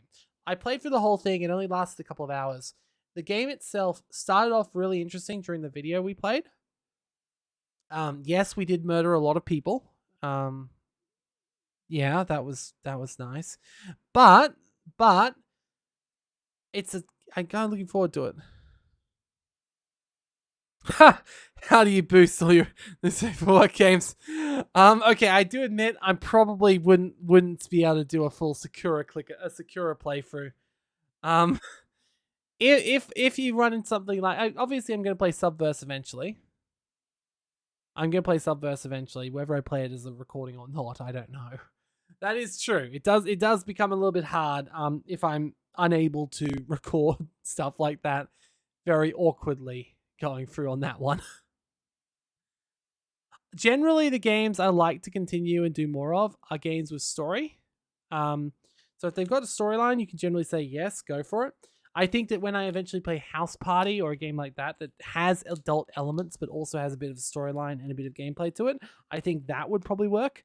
I think things like Sakura, Sakura Space, Sakura whatever, they probably wouldn't because let's face it, it's pretty low tier writing with some often doesn't even have any NSFW stuff in it. Just has like disappointment, as we'll talk about later because there's still a few more Sakura games to talk about. The Infected. It wasn't bad as a base, but really needs multiplayer and some scavenging. Honestly, a lot of the time I was actually doing nothing in the game. It was kind of meh. Grim and Tonic, loved it, kept playing it a little bit more.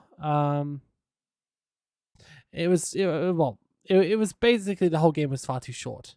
I would love to play it more, but it's just too short. The Last Dream, better than I expected. Still a hidden object game, so not really my thing. Ugh. So, Hive Swap Friend Sim is a game I've seen pop up a lot over time. And I thought, people seem to love it, and I wasn't entirely sure why. And then I played it and realized, oh god, it's awful. Like, the writing is bad. The game itself isn't great. It's just got a massive fan base, and I'm not sure why. Like, honestly, it wasn't a bad video that I did, but it was just kind of. It sort of feels like a satire of a visual novel. This one, um, it's just there's no better way. It's putting it like that dark little screw to roll. You take a few pitiful slights with your good arm. Look up empty. Just be further back. You think you can see it? Yeah, that must be it. Just a little further. No, no is all I can say. This one, no. I'm sorry. I'm sorry to any fans of that. Assassin's Creed Chronicles China. Not bad. It was simple, fun. It was just nice killing. Wonder how long this actually take. It's already been 2 hours on this bloody stream. Oh dear, I'm gonna have to speed it up. This is taking a while to go through my whole. I mean, yeah, I am covering a whole year worth of stuff, so that makes sense. But still, my memory of Us, it was great. It was a simple, beautiful game. Not something I'd like to stream. Nimbadis, it was fun. I love the drone designing and the way it implements the key binding as actual gameplay. Really enjoyed that game. Went back and played a little bit more. Century Night Tactics, light, simple fun. It was another like almost like a flash game sort of thing. Crash Time 2, the best worst game ever. Currently, there are 240 games I played in this year. I think 240 videos, and we have made it through 159.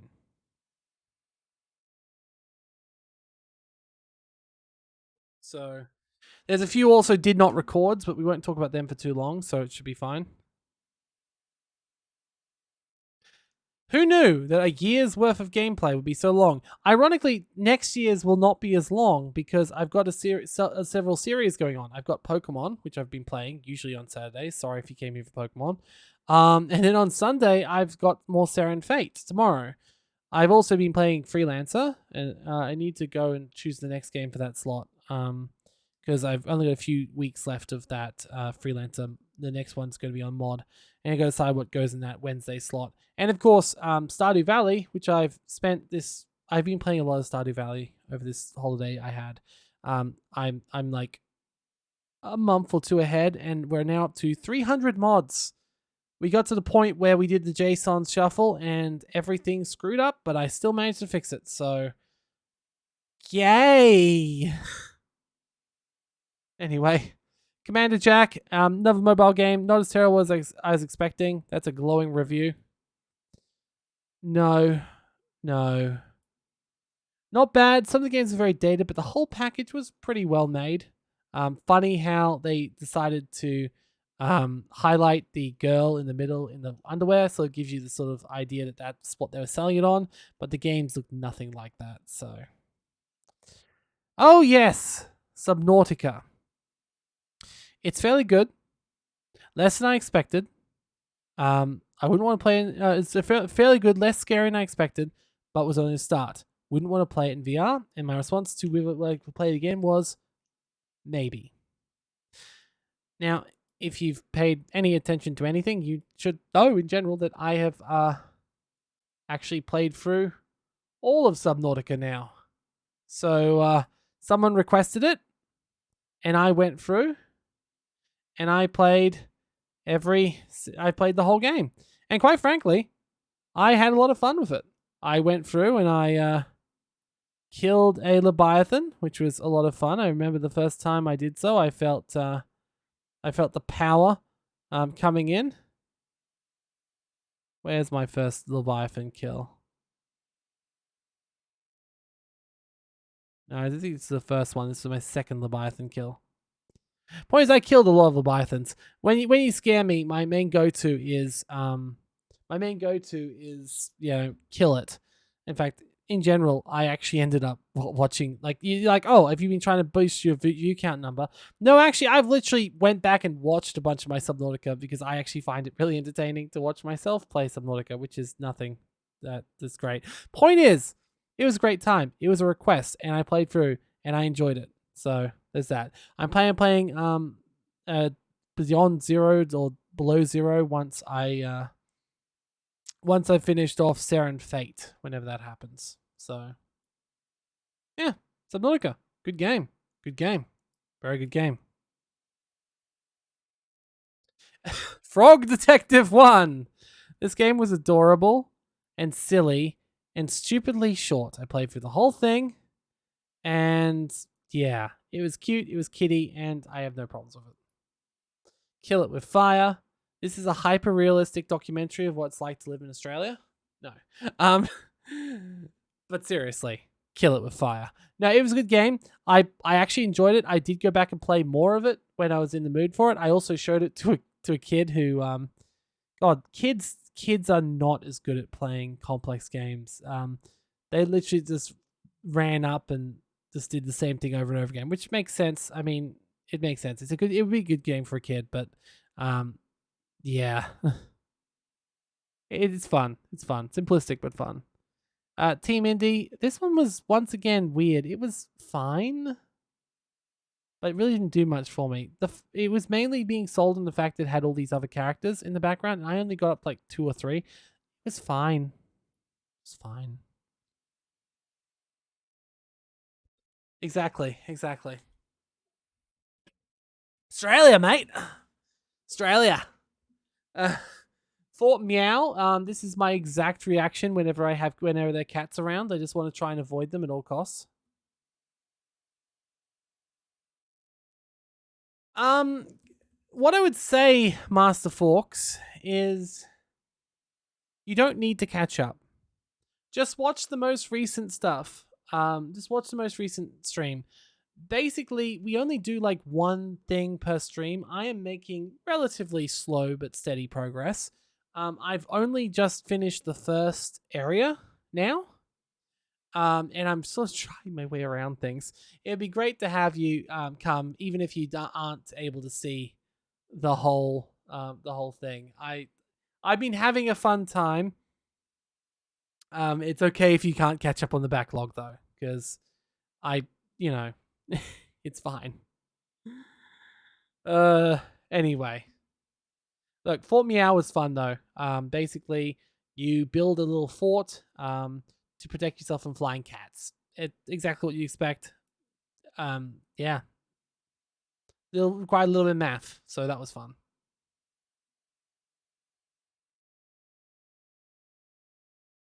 Yes, remember I'll be doing Saren Fate probably this time. Actually, not this time tomorrow. I usually do in the afternoon. Although I might do it in the morning this time because the guy who requested Saren Fate, he's usually on the afternoon, so that's why I moved it back there. But I think tomorrow I feel like doing it in the morning anyway because I've got other stuff I need to do during the day. So I might be doing it this time tomorrow. You should join me. If you have any questions about what happened, I can regale you with tales of stuff to make up difference. It's fine. Liberated. Terrifying nightmare dystopias are always fun until it starts becoming a dream. Which, let's be honest, things can go pretty badly at the moment. Let's go see if we can get some gameplay from this one.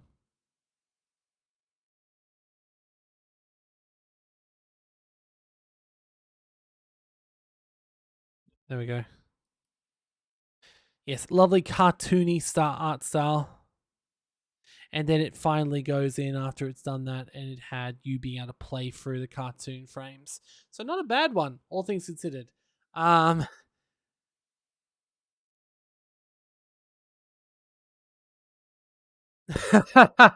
um, none of them.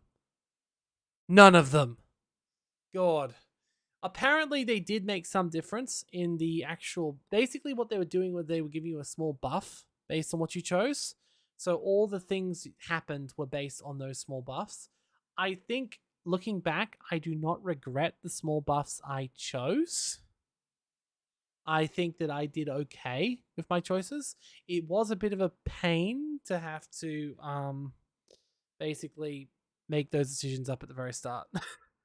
But no, most of the time, it definitely went from 0 to 100 in like 2 seconds flat. But then it just turned into a basic game, a regular gameplay. Currently, the biggest thing that is happening in Seren Fate is I'm slowly working through and trying to get through the quote unquote tech tree. I'm trying to build, like, I just built a heavy workbench, and I've just gotten to the point where I can unlock the building next door. I've gotten to the point where I'm strong enough that I can actually start doing necromancy, etc. But none of what I made at the start mattered so far. It's mostly just a very free roaming open game. In fact, to the point where I don't know what to do half the time. I wander around and hope I get to the right place. So yeah, in fact, it's funny. The person who did request the stream is who did request that stream. He said that he actually didn't finish the maze that I did. So obviously you can actually go forward and do other areas. It's about working out how to do them. So I actually worked out the maze at the very start of the game when I was meant to, but apparently he didn't, and he could still do the rest of the game. So the choices seem to not matter too much, and nor does the order in which you do things. It's just sort of you can push and go as far as you want, which works well for me. Anyway, Liberated. That's another game. Cool. Bloop. There we go. Bang. All right. So yeah, don't worry about the uninformed decisions. Feel free to play normally. Override. It was fun. It had a decent-ish story, and a lot of destruction of innocent property. Karen and Outrage Simulator. It had some surprising twists and turns. Likely will be dated very quickly. I don't know how long the Karen joke's gonna last. But yeah, it was fine. I was meaning to go back and finish it. I haven't yet. It's just a meme game. It's exactly what you'd expect. Ugh. The Dark Chains of Satnav. Very moon logically. Well made, but not a great YouTube game.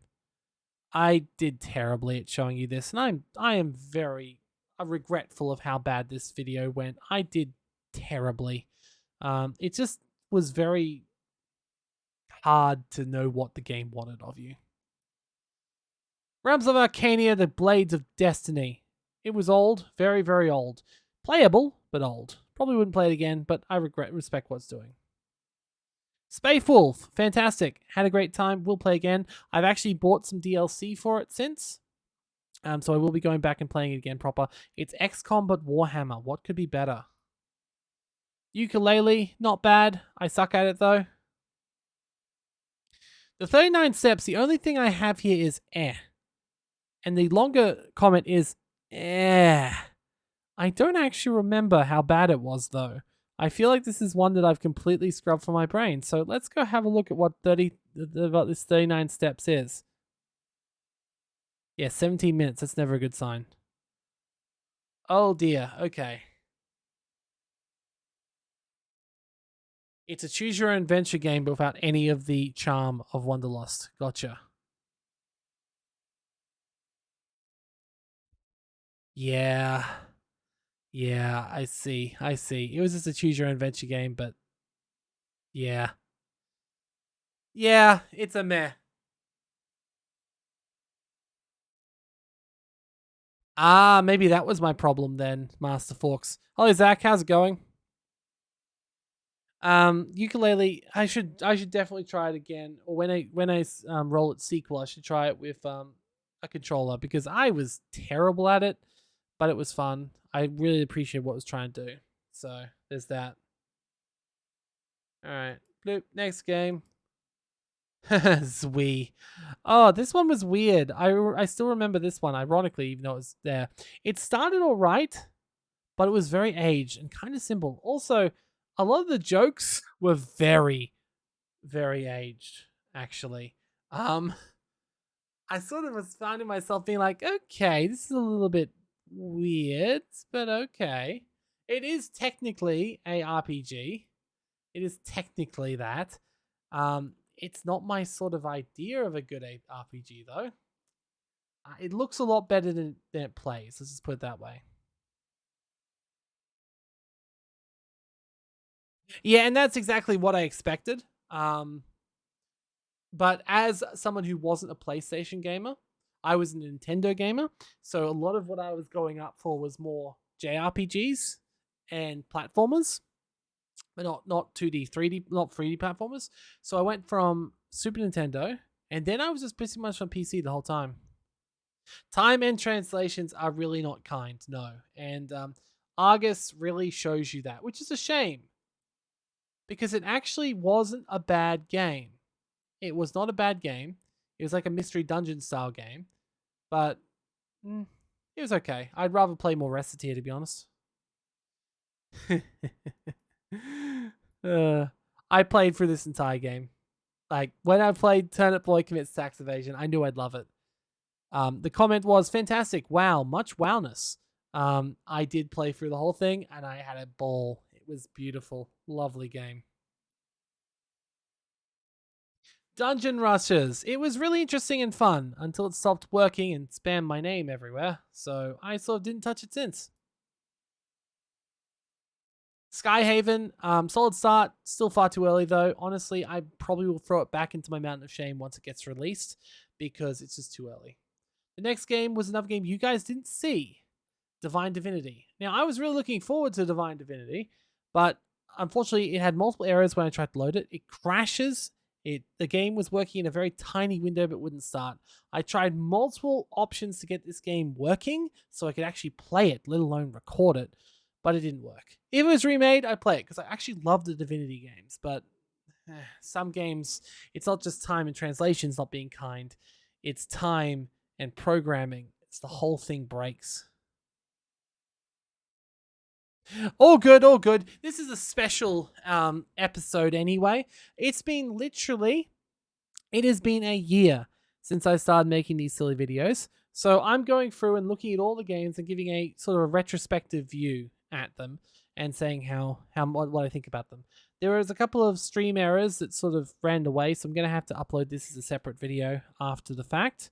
But yeah, no, it's good. It's good. It's all good. Welcome here either way. But yeah, God Eater 2 was exactly as bad as the original. It was okay, that's a lie. It was better than the original. It was still rather slow and less interesting storylines. Very thick on the religious stuff, but you know, that makes sense given it's God Eater. Blame Windows 10. To a certain extent I do. But to another extent, I sort of feel like that isn't a great excuse anymore in general. Because some games like Hover, for example, the very original Hover, not the game I played on my Mountain of Shame, or will be playing. I don't think that's out yet.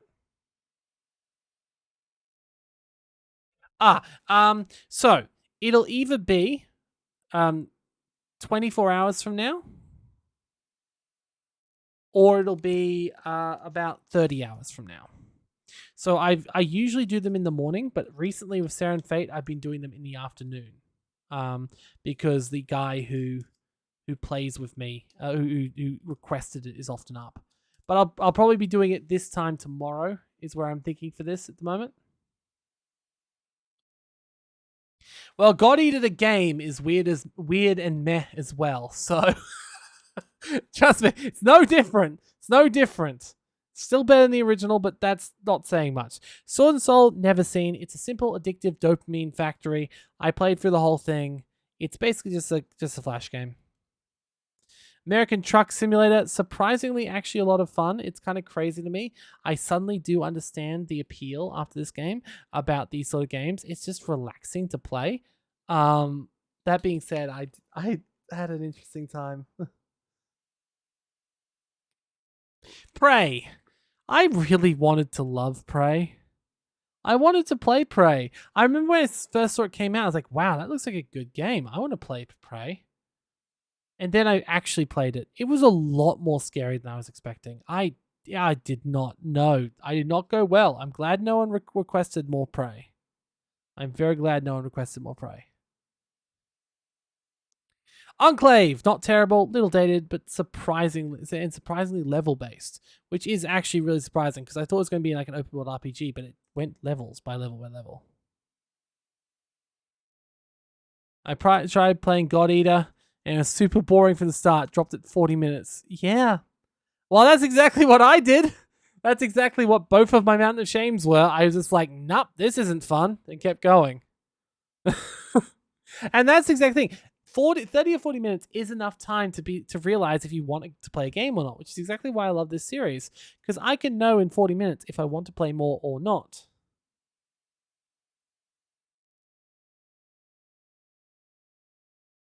Oh no. Oh damn it. I will add it onto my list, but no promises it'll come anymore. Yes it did. Let me stop streaming again. Stop stream, start stream. Good. Sorry, I've really got to fix up the variable thing, the rate. I've got to make sure it doesn't go up there. I don't know what's causing it to drop out. It should be back up shortly. Sorry.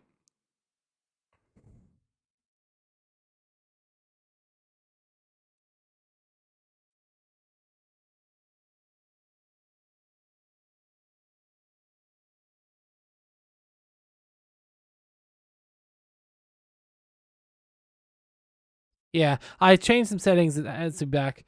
I have put Prey on my list of games to continue. At least watch the original though and see how much I failed at it first before you make that mind up. Oh boy. I have put it on my list of possible games I can do more of in the future. So, I hated Prey. Prey was I wanted to play it. I wanted to pass it, but it was just hard. Okay. All right. Let's keep going.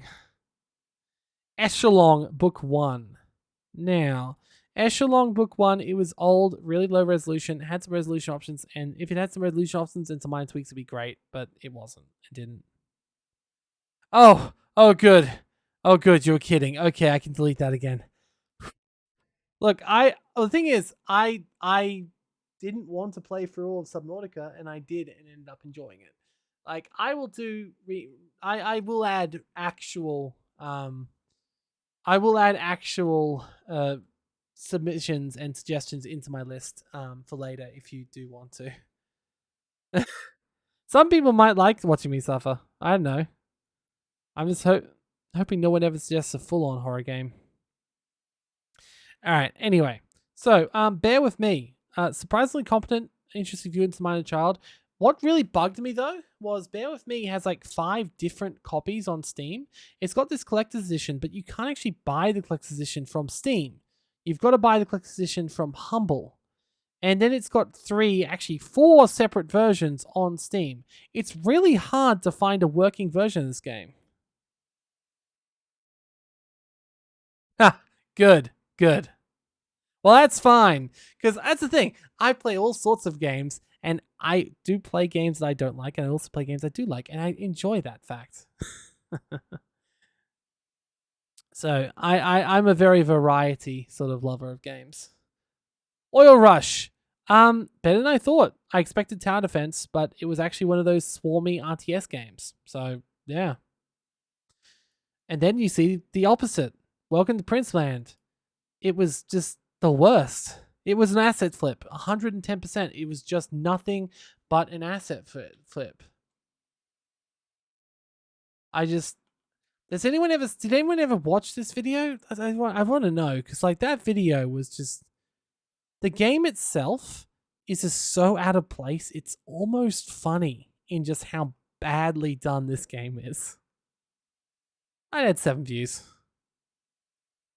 It was so bad in how it was done. It also was one I had to, edit out a lot. So if you look at my my video, it's got blurs everywhere. Honestly, you didn't miss much.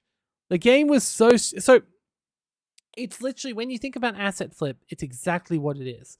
So essentially, they threw a bunch of different enemies. They threw robots, zombies, all sorts of random stuff. Agrest, Generations of War. Let's have a look if I've got that. Agrest. I do have that. In fact, I think I don't even know what that is. All right. Well, it's still not coming off my mountain any sooner than it's coming off my mountain, but I will put it on the list for once it has came off my mountain. So I'll put it on the list. And what was the other one you wanted me to play more of? It's Loop Hero. So Generations of War. I do own it though, so I'm going to put them both on my list from you. Um, that's all the places that it randomly pops up my real username, my Steam username, which I've been trying to hide. So all those three places, they're all places where they just randomly throw up your name, just because they do. And I'm sorry, but like a lot of streamers don't want their real Steam name going out there. Ooh, we have a family mechanic. Ooh, I like it.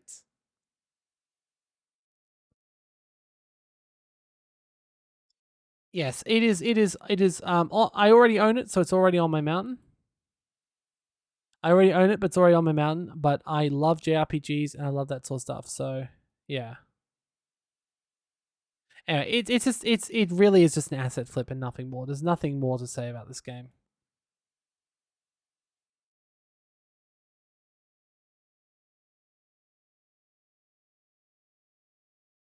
I know, and to have it in three separate places or more, like there's another game I played just recently. It's a space game, and I love it. And I would have loved to literally show it because it was great.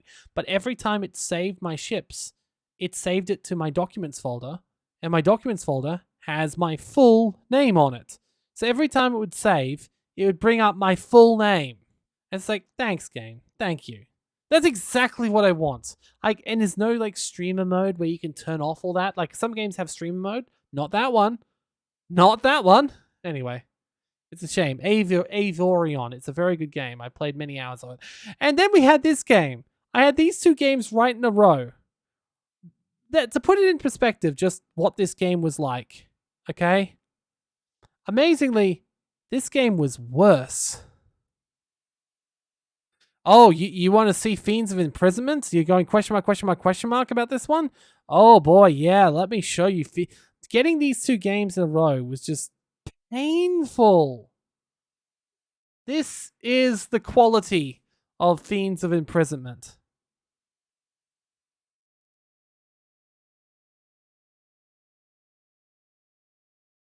That's the level of game we're talking at here. This game made. Oh yeah, and then I worked out I could just go behind. Oh no, there's some levels I actually went entirely behind and was able to actually win the level by doing that.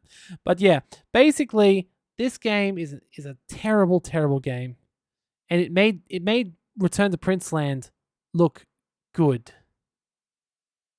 Like, look at that. They couldn't even make it so they cut out little cuts so you could see where you could actually safely go.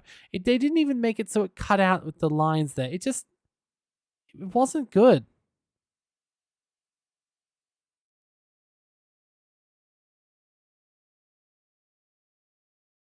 Anyway, just no. Just never think of Fiends of Imprisonment again. It's not worth yours or anyone else's time ever. The Fiends of Imprisonment is the reason why you shouldn't just accept every single Steam key you get. Because this is one I added when I was a kid, being like, ooh, I get an extra Steam key. I can put an extra number on my Steam account. Great. And I claimed it, and never again. Oh, yeah, yeah. Night Call. Then I actually got something half decent. Actually, something very decent. Something I played more of. The thing is, though, I kind of didn't like its overarching storyline as much as I just liked talking to the taxi drivers. Like talking to the people in my taxi.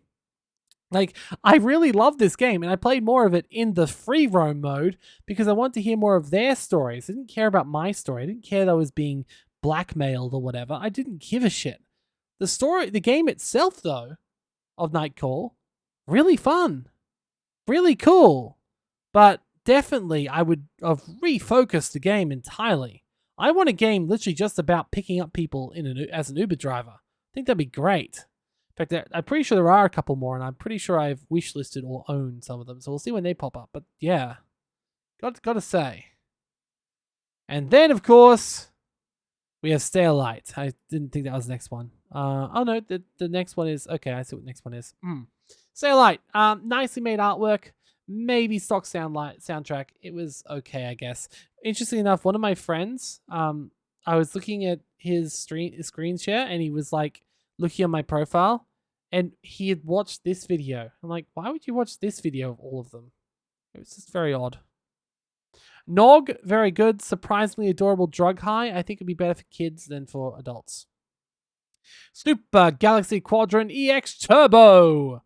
Blam, blam, blam, blam, blam, blam, blam was all I said for this one. So, that makes sense. There's a lot of blamming involved. It wasn't bad. It's a blam, blam, blam. There we go. It's just another Tyrion style, bullet hell, arcadey sort of game. Nothing really quite beats Tyrion, though, with its upgrades that you can get progressively over time. So, yeah. Super Galaxy Squadron EX Turbo. Long name. Not a bad game. There is a lot of blamming involved. I thought that was a boss. It looked like a boss. That's why I was using everything I had on it. Fair enough. Oh dear, oh dear. See, it's a lot of blamming involved, really. Yeah, it's top-down bullet hell. Exactly. That's exactly. I love top-down bullet hells. So I'm very happy about it. I just wish more of them did like Tyrion, because Tyrion. Let me show you some Tyrion. Actually, can I show you some Tyrion? Because realistically, there's going to be a random creator I'm probably going to click on here, which I've never. Yeah, Al82 Retro Gaming long plays. Thank you for this. I'm not stealing many views. Don't worry, or any. I've just got 2 people here. But yeah, see, that's Tyrion, and it's really cool. The thing is, though, all these guns you've got on the side, you could upgrade them between the levels. So the points you were gaining were points you could spend. So there was a store. I think this is a game which will one day probably go on my Nest of Love, because you can basically go through. Once you finish the level, you can upgrade your ship and upgrade the guns and all sorts of fun stuff. It was one of the very best bullet hells I've ever seen. In fact, the way it worked was you had one level, and then you had a choice of 2 levels. You go to either one. And then when you went to either one of those levels, you might even have a hidden level, which would make a 3rd level. And basically it would all branch out and you could explore, and each of the levels would have different guns you could purchase and different things you could do. It was just a fantastic game. Just saying. Just saying. Fantastic game. Let's go back and stop stealing other people's views.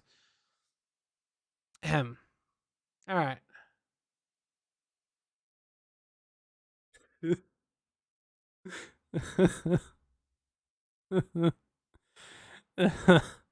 This one, it just says, so uncomfortable, I don't even know if I could post it. This game literally starts off with a rape.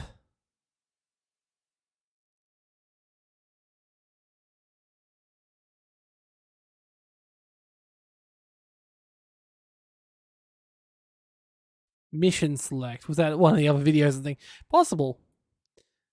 Oh yeah, so you're talking the mission. Yes. Realistically, it was made in, when was Star Fox 64 made versus Tyrion? Yeah, they're both pretty old games. I think Tyrion's probably older. But yeah, Sakura's Succubus. It literally starts off with a rape, so that's fun. I felt kind of bad about that. It was this one. I'm not even kidding. It's really disturbing, this game. On Monday though, I know. Yeah. Basically, it's just not right. It was not a good game. It was not a good game. Very disturbing. Not tonight. Now that was a good game.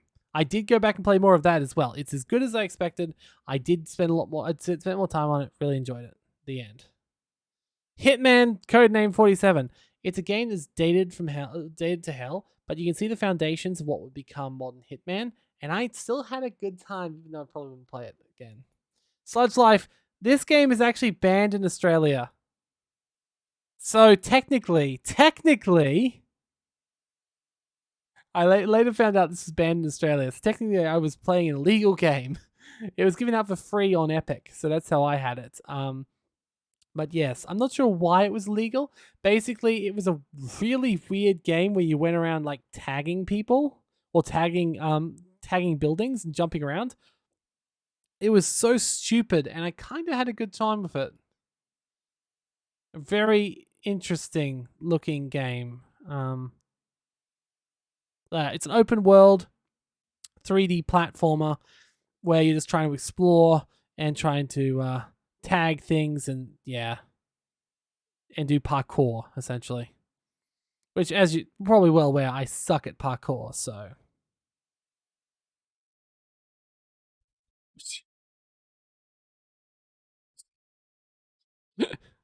oh god, it was so stupid.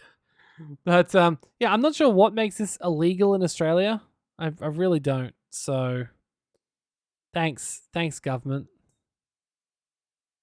We really do. But like when I was a kid and Postal 2 was banned, it just made me go out of the way to play more Postal 2. So, and it also had a peeing button. Maybe the Australian censors just don't like when you can pee with a peeing button. Anyway, enough of that potty humor. Let's go. Cuba. Cube. Not horrible. Fairly interesting. But I sucked at it.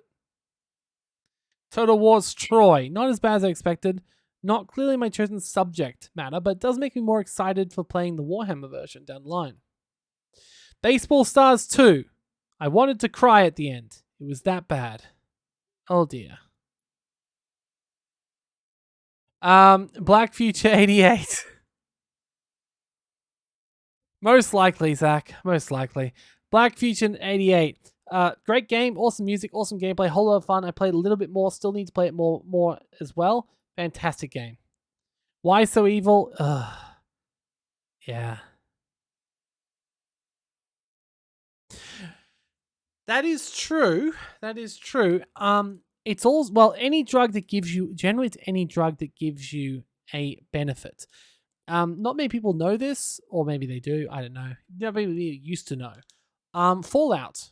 One of the reasons it has MedX and Jet and stuff like that, all those cool names for things, is because the Australian censors said, no, we can't have you having morphine. So originally, Fallout 3 was going to actually have you having morphine that you could use. But they ended up changing it to these light go lucky sort of names, apparently, because they wanted to avoid getting banned in Australia. And honestly, I think that actually ended up being for the best because Jet, MedX, etc., they're all better names and more lore. You know, Jet not so much, but MedX and such. They're better they're better names. I think Jet was in the original, but in general, yeah, morphine. That's it. Yes, but morphine is better. Like that's a much MedX is a much better name than morphine. It makes more sense. Yeah, Jet was earlier on. You're right. Jet was in the first couple Fallout games, but yeah, they're originally just gonna have morphine. Okay, sure. Anyway, Why So Evil? Terrible. Once again, made by the same people as that last game, Fiends of Imprisonment. So that should say everything you need to know. Minoria, really fun. I suck at it. Same with 8 Doors. It was fun, but I sucked at it. Yeah, you're right. Sorry, Zach. You're right. Jet is from 2, but the morphine one that was changed to MedX. Yeah. Jumpala, had a lot of fun with this. It actually made me sing out of joy. I was surprised by how good this game was. In fact, if people maybe watch this game, it was quite fun.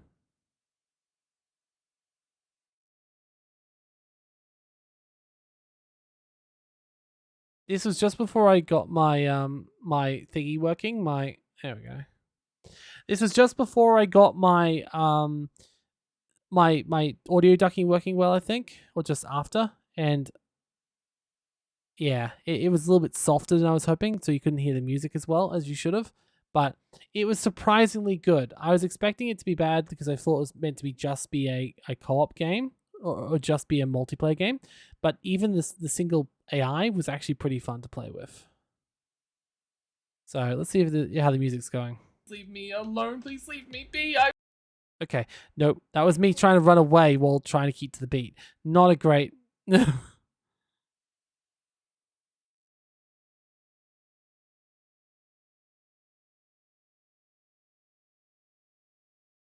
But yeah, it's surprisingly fun. This game, I just gotta say, surprisingly fun. Had a great time with it.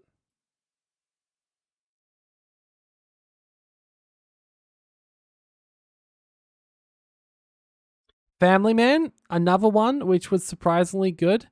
Interesting game, lot to explore and do. It sort of reminded me a bit of GTA. Um, Kind of surprising that this game ended up being not terrible. It looks very similar to, um, like on the surface, it doesn't look that great, but I actually had a pretty good time with it. So yeah, it's pretty much just like a voxel GTA with a outrageously silly storyline. Like yeah, this is how you recycle. You punch a trash can, pick up the cans, and take it to the recycling depot. Right? That's what how it works.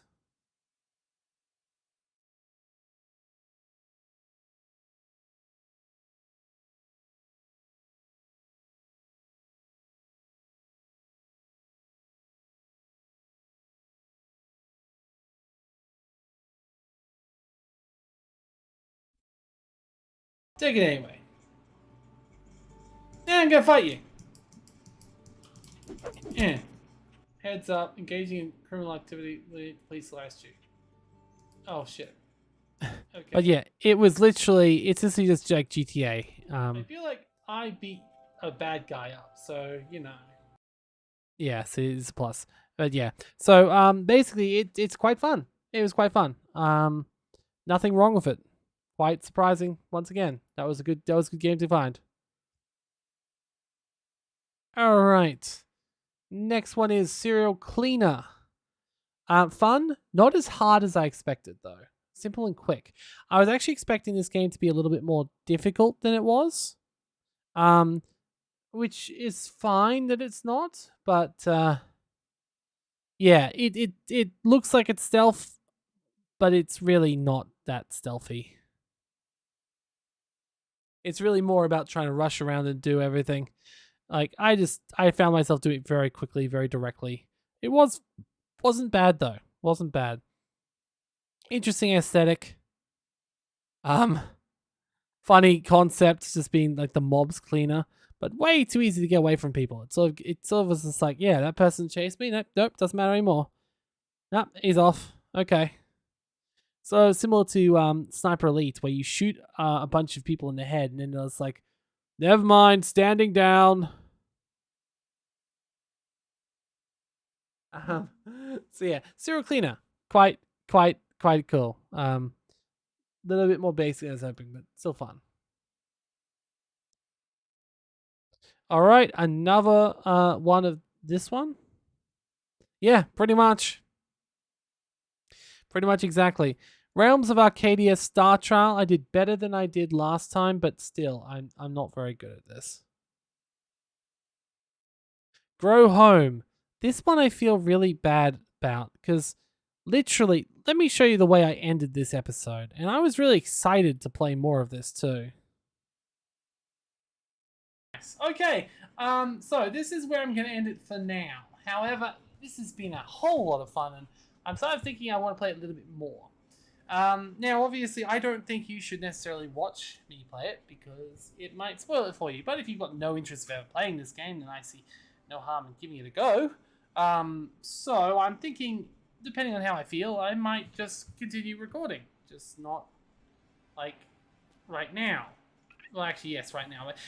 I'm probably gonna have some lunch first, maybe. Yeah, lunch sounds like a good idea. But after the lunch has happened, I will continue this recording. I think. Anyway, for now, this has been Grow Home. I'll release. So the problem was that. Oh, sorry. I was you didn't see the video for that, but that's okay. It was more the talking I was meaning for you to listen to anyway. In that instance, but yeah, this game was really charming and really fun once I got into it. But and here's the big problem: for as good as Grow Home was, uh, it crashed on me right after lunch. I went off to have lunch, and it crashed, and that meant I had lost the whole hour-long attempt of getting up here, and it sort of just made me like not care anymore. So I just haven't been back to it, which is a shame. I might go back to it one day, but it was just kind of sad, really. Like I felt like I was cheated on that one. But I actually did have quite a good time with it, as silly as it was. I must say though, if you're looking for this sort of guiding the limbs game, you could do a lot worse. A lot of these guiding limbs games are all like they're just hard for the sake of being hard. You're not often doing something. You're not actually often going towards a purpose. This game though, you're guiding the limbs individually, but you're also actually going towards a purpose. So it feels very much like, yeah. Of course, no one watched it anyway, so it's not like I let that many people down. Only 3 people saw this video, but yeah, it's quite fun. Quite fun. Lots of me falling off things. Legends of Eisenwald. It was fun. Not bad. It is another Get Over It, but unlike Get Over It, it's less infinitely punishing. Like Get Over It is sort of like Get Over It is like meant to be annoying, meant to be you can't easily pass it. It's meant to be hard for the sake of hard, and you're given a little bit of story every so often. I don't want to play Get Over It, to be honest. Get Over It just sounds so annoying. This is a little bit easier because you're controlling 2 limbs at once, and it's about, grabbing on one side, letting go, and hitting the other, and just climbing up as if you were climbing normally. It's a bit more, yeah. Anyway, the point is, it was good, but I'd say it's probably better than good than Get Over It for me. But yeah. All right. 911 operator. Obviously, I didn't actually show this very much. I played one single thing of this, and I moved on to 112 operator and played the zombie expansion pack because I'd already played 112, so 911 was no different to me. They even used the same stuff in both. So playing the zombie one was fun. Must say, good game series. If you ever feel like doing it, it's fantastic. So yeah. What Remains of Edith Finch? It made me feel really lonely and very on edge, but it was a damn good story. I really enjoyed it, and I played for the whole thing in one sitting, as you saw in the video. Very good. Solasta, Crown of the Magister, really good. Just not what I actually wanted to play right now. Not bad. I will play it again sometime. Another one, not really my game, Grid, but also was not one of the racing games that I absolutely hated. Nexamon, fun Pokemon rip-off. This was another one I was kind of hoping someone would request so I could play more of it. But then I started playing Arceus anyway, so it feels like Arceus is probably a better option anyway, really. Murder in the Hotel Lisbon. That game was terrible. I looked it up, and apparently it has some real meaning to the people who made it, and which is fair. A lot of the time does that. It was so aged, even though it wasn't that old, and the jokes were so not on point, and it was just very immature. It felt like something that was made, I don't know, I don't know who it was made for, to be honest. And I understand it's got cultural significance, but it wasn't my game. Human Resource Machine. So yes, this one was more fun. It was a cool math and programming game. Not hard. I did play it multiple times since. Yeah. Songbird Symphony. I played through this entire game, and it was exactly what I hoped for. Loved it. Chantilly's. What I thought it would be. It was rather well made and nostalgic.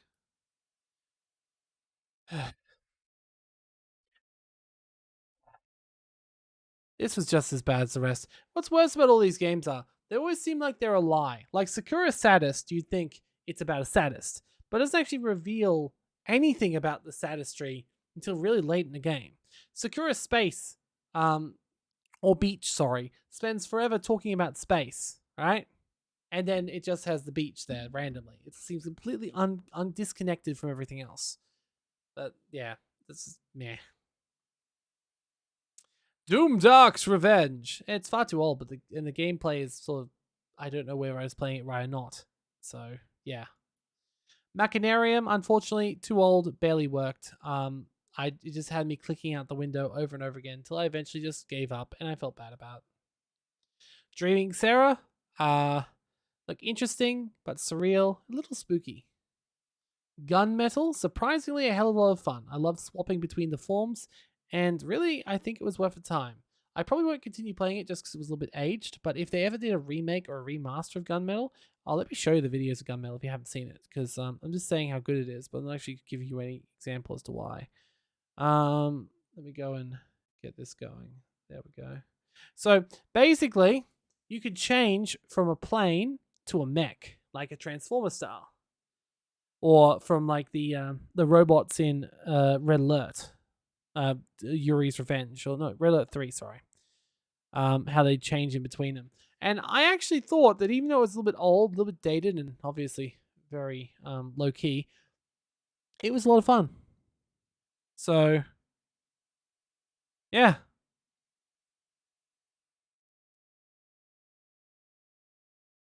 Is that really? Where's the? Oh, it crashed. That's right. Can we just go to where it? There we go. Yeah, it's not bad. It really isn't. So there's the mech form. The controls were also not surprisingly not terrible, despite it being really, really old. Definitely not a bad time. I mean, it had a dedicated barrel roll button. What could be wrong?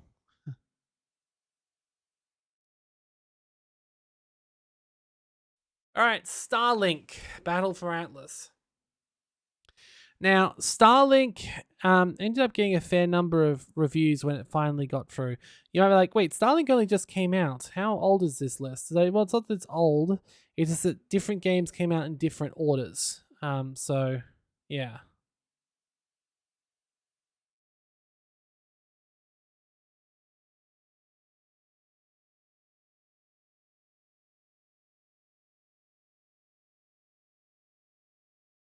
Oh, it's all Illyrian?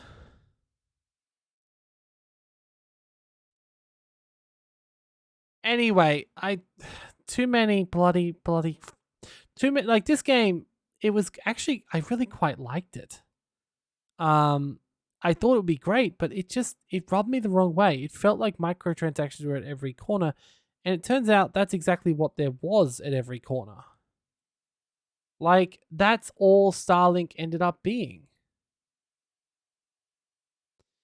Like there were a bunch of there's a bunch of stuff which you should have been progression, but was instead apparently based on miniatures you could get, which obviously couldn't get here. There were a bunch of things which were put behind DLCs. Like the game itself was actually pretty fun and pretty good, and if it wasn't made just to sell toys and wasn't made just to sell DLC, I'd actually think it was pretty good.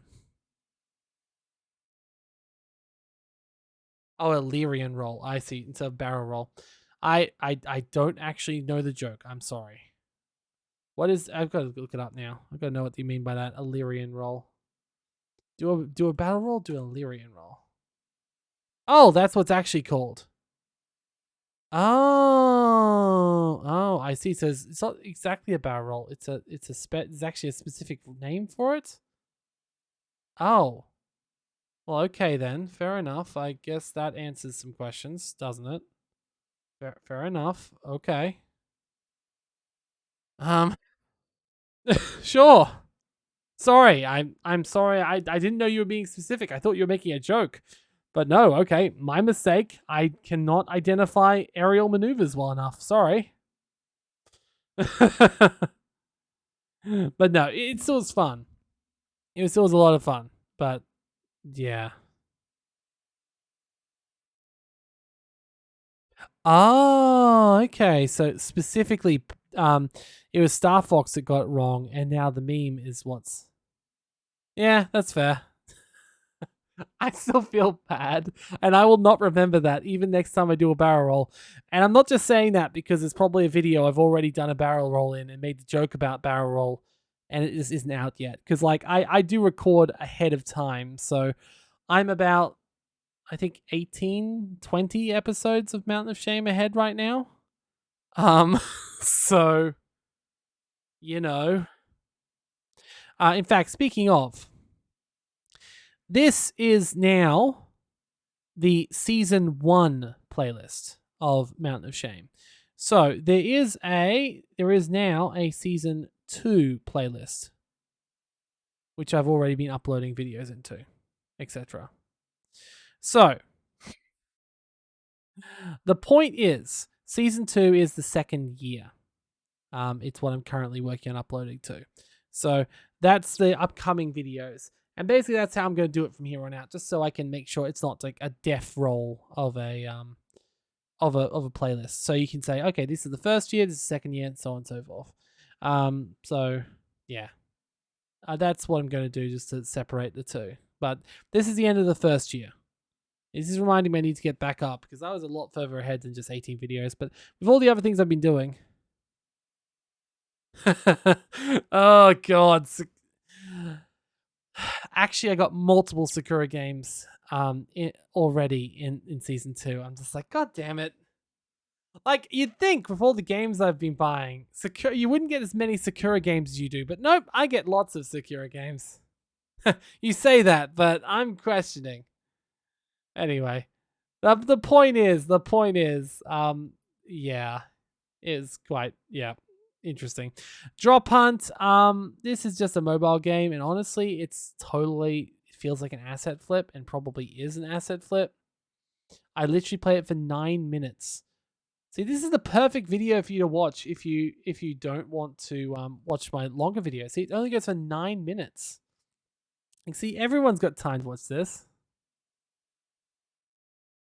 Or should there be little swimming involved?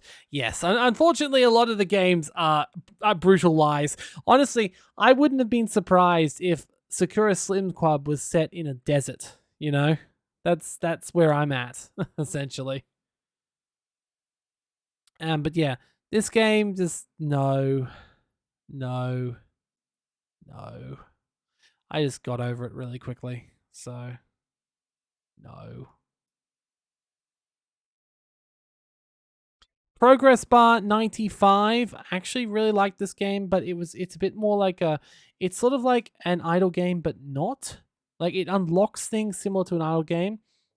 It unlocks upgrades similar to an idle game, but you've still got to play some active games for it. Wasn't a bad one though. Let's see if I can even find it. Where do I have that uploaded? Progress. Where is it? Is this one of the ones I accidentally had to upload early because of reasons? When was Progress Quest done? There's Agent 47. Wait, is it even here?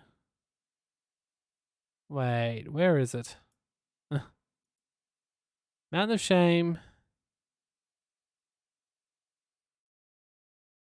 Let's go here, go to the playlists. Where is my video for this?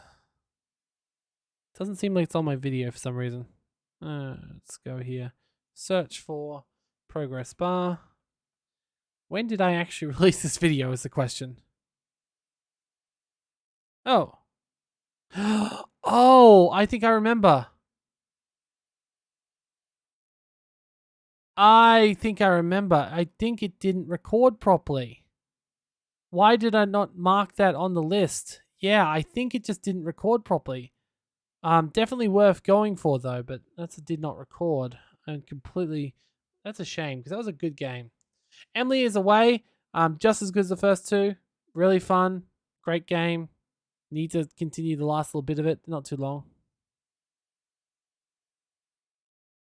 Yeah, I realize I wasn't expecting it to take this long. The thing is, I will do less next year, just purely based on the fact that I'm now doing 4 days a week, which are 4 days a week, which are basically used up. Like, I've got Seren Fate, I've got Pokemon, I've got Stardew, and I've got my Spacey Wednesdays. So the number of games I've been doing per week from the mountain have actually gone way down. So I'm hoping it'll be fine. But yeah. Paradigm, really good. Decent retro adventure game made with love. It gave me huge Day of the Tentacle vibes. Love it. Amsterdam, surprisingly, stupidly cute, simple, fun. I loved it. It was great. Mechanic Escape, not bad, actually. Not my idea of fun. It's more of a speed running game, but not as bad as I was expecting. Um, Also, I talk a lot as well. That could also do that. Lost in a dungeon. Too grindy. Not fun. Everything else costs gold, but it's in short supply. Item rewards are trash, and where does this go? And it honestly just isn't fun. So yeah, Lost in Dungeon. Nope. Not as good as it looks. Sunrise Academy. Really grindy. Still better than every Sakura game. I had a really good time, and I did end up playing it up at a lower difficulty and have a much better time with it. Splendor. Um, Needs a better tutorial, or any tutorial, but it was really fun. I actually have went back and played more of Splendor since. It's a really nice game. Spit Kiss, not bad. Very very simplistic, growing complexity mobile puzzle game. Ambassador, Fraction Timelines. I'm not an ambassador, not a fractured timeline, but also not a bad game. Had a surprisingly fun mechanic. Katana Zero, I'm surprised by just how much this game seems to offer. I'm incredibly intrigued. I find it is incredibly intriguing, but I'm not sure what to make of it. I'll have to play more of that myself as well. Meteor Fall Crumet's Tale, charming aesthetic, reminds me of Adventure Time. I suck at the game, but I can see why people would love it. Between Two Castles, confusing, turn-based card game. I think I'd rather play this one physically, so I'm actually looking into buying it. Tengami, slow, far too slow. It's just so slow. Padding out your runtime and making the game move at that speed is not a good idea. One Step from Eden. This game's awesome. Takes some time to understand. I need to go back and play it more as well. But God, it was really frustrating when I kept failing.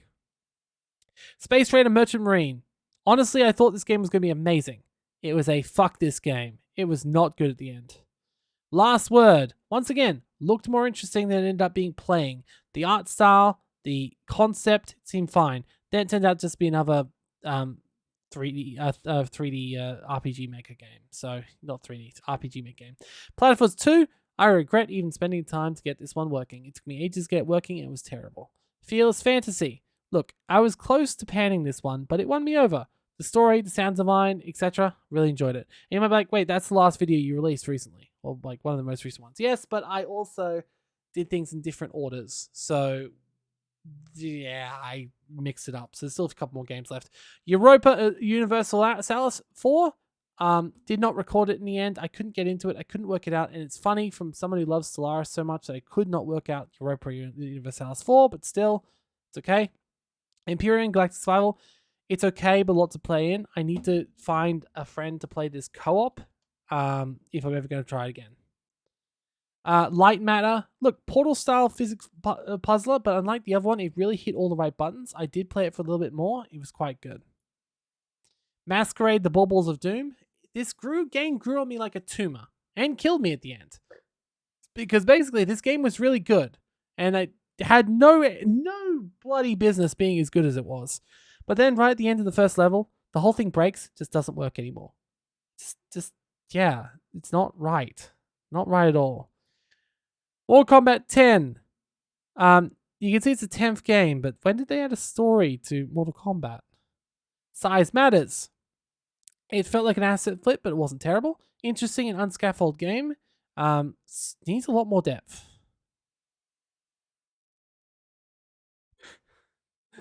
Exactly. And it even killed me in the end because the game stops working after the first level. Oh, so very annoying. Minute. Cute and quick. I loved how every step of the way you got to do one more thing. It was fantastic. One Deck Dungeon. Surprisingly, really cool. I really liked the dice roll mechanics and felt like it could have been played as a board game relatively easy. Which it probably could be, to be honest. Not for broadcast. Just as amazing as you thought. Definitely went through and played more of that. Beautiful game. Great game. A lot of fun. Stillness in the Wind. It was unique. I'll give you that. And that was the last game. Oh no, Gun Crazy as well. Wait, yep, Gun Crazy. Kind of bland. Hard to see what's happening. And too far zoomed in. Oh, there is still some more games left. It's all the green ones. No, there isn't. That's it. That's the last one. All right. And Gun Crazy was the last one. So, yeah, that was my first year. Oh, God. The fact it took me, how long? 3 hours to go through this whole list. Ugh. Don't worry, there's less these days because of how I say I'm only 19 videos ahead, but I'm also up to August at the moment with the videos. So the end of August. So realistically, I'm actually going okay, but I definitely need to play um some more stuff. Anyway, look, basically, over the next little while, you'll get some more games coming up. As you saw, Sakura Angels and Sakura Beach 2 are coming out. Obviously, they're the main pros that you guys want. But there's a bunch of other interesting games coming out. A couple of games which I played through completely and really enjoyed. Honestly, this has been fun. This Mountain of Shame has been a lot of fun. And as it may not be the perfect thing in the world, but I really am enjoying my time going through my games. And let me just get this playlist going. Let's see this thing here. There we go. Let's get that going. There we go. So yeah, I'm actually really quite enjoying this so far. And I think it's a good concept, even if it's a little bit hard for everyone to watch every single video. But I did enjoy it and I will continue to enjoy it. I know. It's the same. The people would like the Sakura stuff just so they could, just for the same reason they might like the horror games, which is to see how badly I'm going to respond, which is fair. But I do much prefer the games I get to be actually excited about and happy about.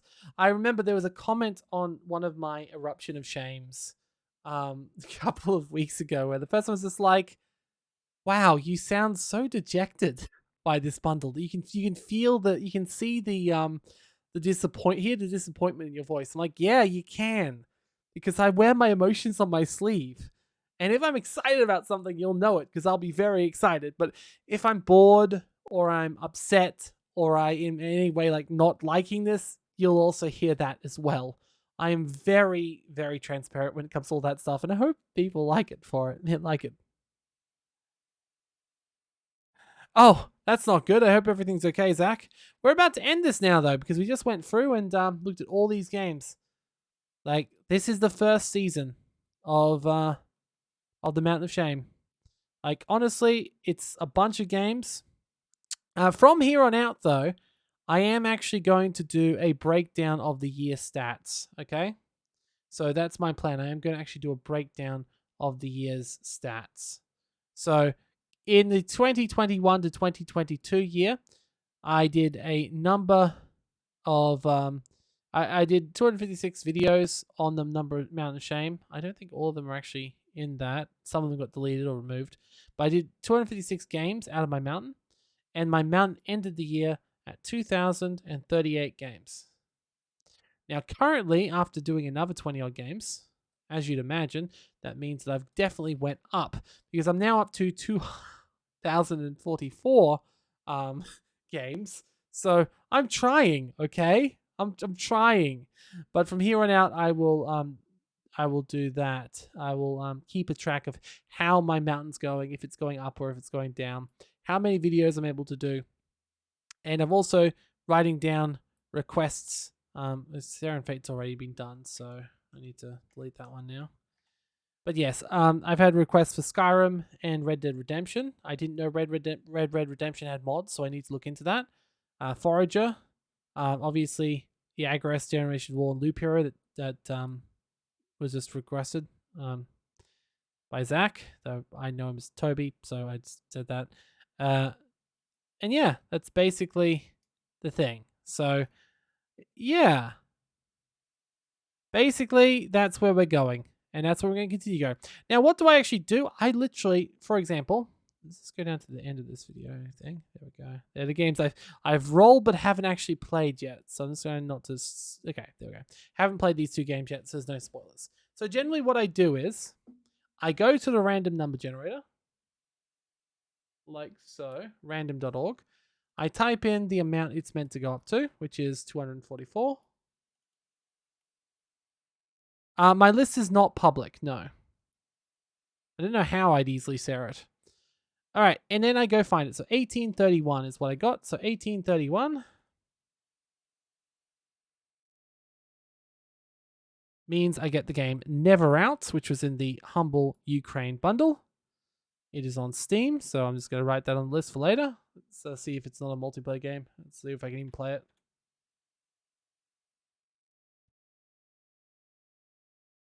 I'm sorry. It's a escape room with quantum physics, reality game bundles. Cool. It is, however, VR, which means unfortunately I'm not going to play it now, but I will put it on my list of games I really need to get to. There's a bunch of games that are even that are VR that I've just been rolling, and it's like, nope. I realize it's not going to help. But yeah, let's roll again. Let's just remove Never Out from the Mountain, so it has been rolled.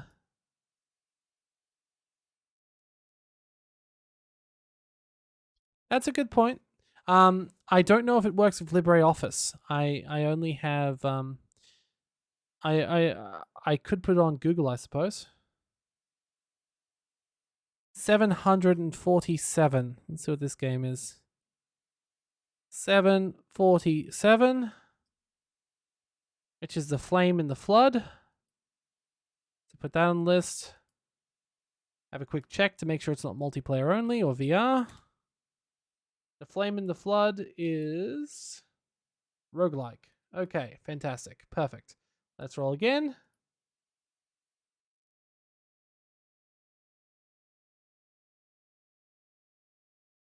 I'll literally just look at what it is if I can even play it. No, it's not a Google Sheets. It's a LibreCalc. Let's see. 1050. There we go. Gothic 2 Gold. I haven't played the original Gothic, have I? Let's check, actually, before I do that. Because usually if I pick up a sequel, I'll usually play the original first, just because. Let me see if I've played the original. Nope, I don't have the original by the looks of it. So, or if I do, it's on GOG. Gothic 2 Gold. No, just says Gothic 2 Gold. So, that means that Gothic 2 Gold is going to be going on the list. There we go, and that is on GOG.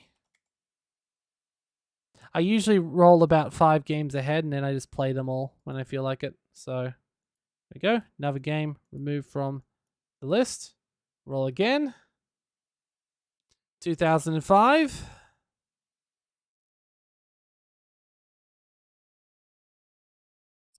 Venetica, another one from GOG, even though they're so far away. Fair enough. Just making sure it's not a multiplayer game, which I don't think it would be if it's on GOG. Venetica, Gold Edition. It is single player only. Fantastic, and it's not VR. All right, cool. That's all I'm looking at. I don't look into any detail about the game until I actually play it. There we go. Delete. And we keep going. Generate again. 398. This is one of my earliest games. So 398. Oh, fuck. Really? Okay.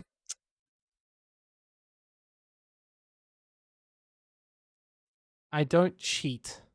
So unfortunately, that means I have just rolled Layer of Fear, which I'm guessing is a horror game, which I'm not going to enjoy. Damn it. Okay, rolling again. 603. 603. Saria. I think that one might be a VR game because it surrounds a bunch of other VR games. It is not. It is a puzzle platformer. Fantastic. Put that on the list. Steam. Okay. And then delete it from the list.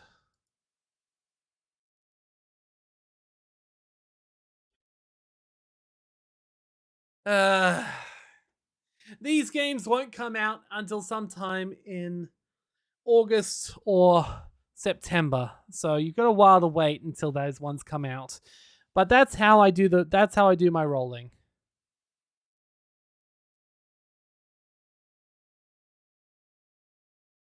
Oh, does it not have any single player mode or any solo mode? If not, that's a shame.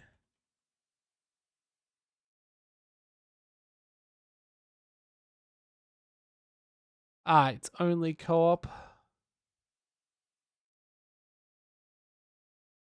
I'll give it. I'll leave it there for now, just so I can see it when I eventually roll it. And see if it's because generally, if it's a multiplayer game, I'll still play it just single player. And let's be honest, I could easily have any one of my 29 friends who own the game say, "Hey, you want to play Killing Floor or want to play Killing Floor 2?" So I might end up playing it without it. Fair enough. There. Then as much as I hate it, if I roll it, then I'll play it with you.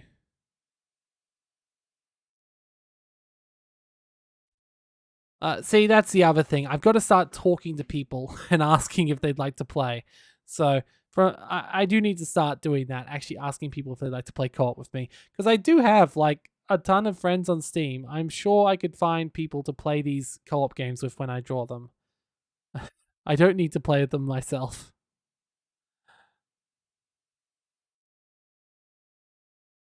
But anyway, you also see I'm waiting on Zelda Breath of the Wild. Eventually, I'm planning on just making a series of that. The rest of these are all VR games, which I just haven't been bothered setting up my VR for. But eventually, I'll probably have a VR week where I do like all of them in a row, which should be fine.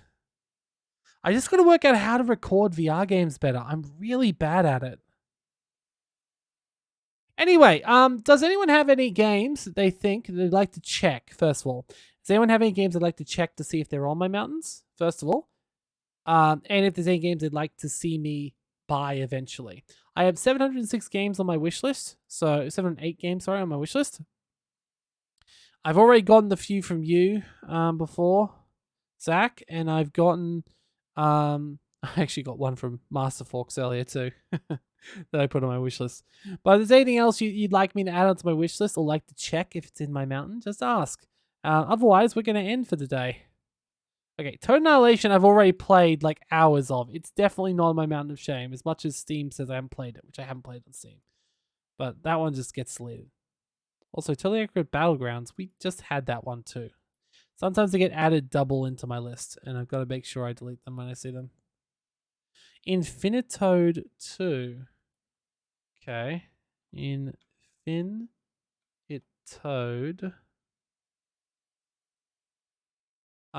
Two. The Infinite Tower Defense game. It's free. Strategy and tower defense game genre. Which games build towers, protect the base from endless wars. How have I not heard of that before? Alright, I'll put that on my list and I'll claim it now just in case it goes paid.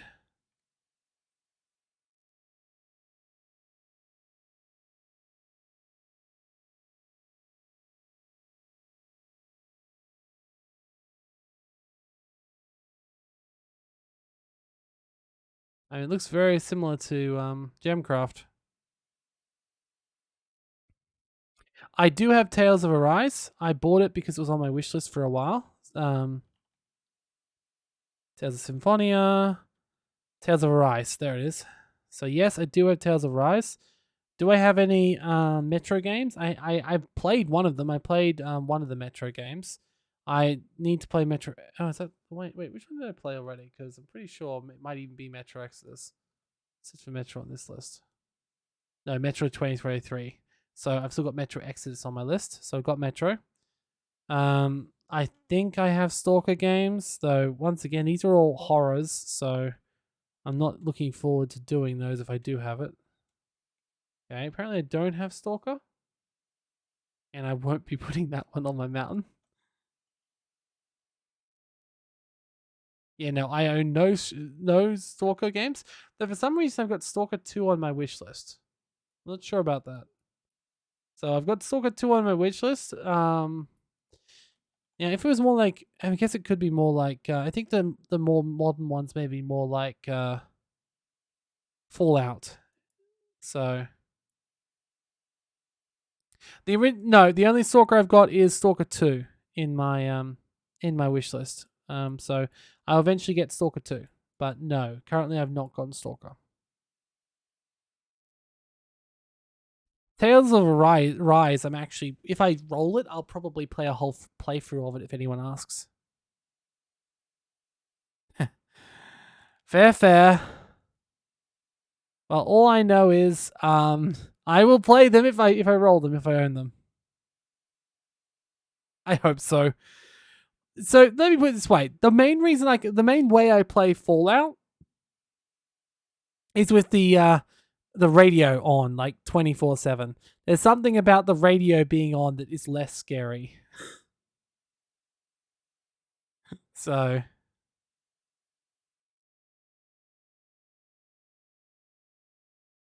got it. Got it. So that's probably why I also wishlisted it then, because it looked very good. Well, that would also be why I don't have it yet then. So fair enough.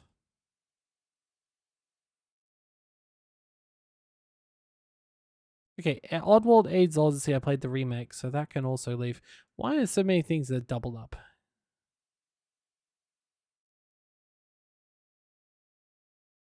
Well, I'm about to end this anyway, so thank you all.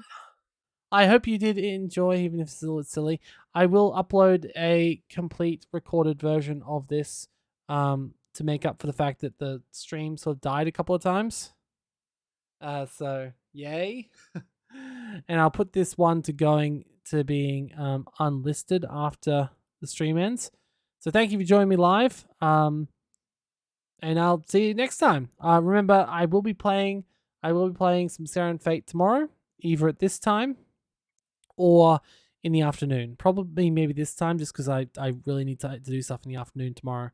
So yeah, indeed, it's my games. You just arrived at the very end of the list. I was just showing my Mountain of Shame, getting people to suggest any games I should add to it, and talking about well, everything I've already played. So if there's any games you'd like me to check if I have them on my mountain, or if you'd like me to add any games to my mountain, now's the time. So far, I just had Agris, Generations of War, and Loop Hero. And yeah, that was what I got added onto my requests thing. I also, if you let's go down to the bottom, I also did a few live rolls of next games, and unfortunately, I rolled Layers of Fear, so I'm not looking forward to that one. I'm not looking forward to that one at all. It's quite scary.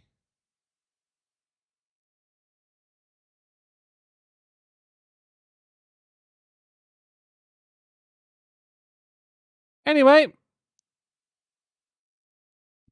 I'll see everyone next time. Thank you for joining me on my year in retrospective. This video will be uploaded separately later. I need more requests. And especially for games I've actually played. Like, ideally, I'd want to play a game and then have someone see it and be like, oh, I want to see you play more of that. For anything except for Layers of Fear. I do not want to play Layers of Fear. Layers of Fear is not what I'm looking forward to. It will come out eventually. I'm just not looking forward to it. See you later, Master Forks. Glad to have you. All right, I'll end this now. See you. Bye, all.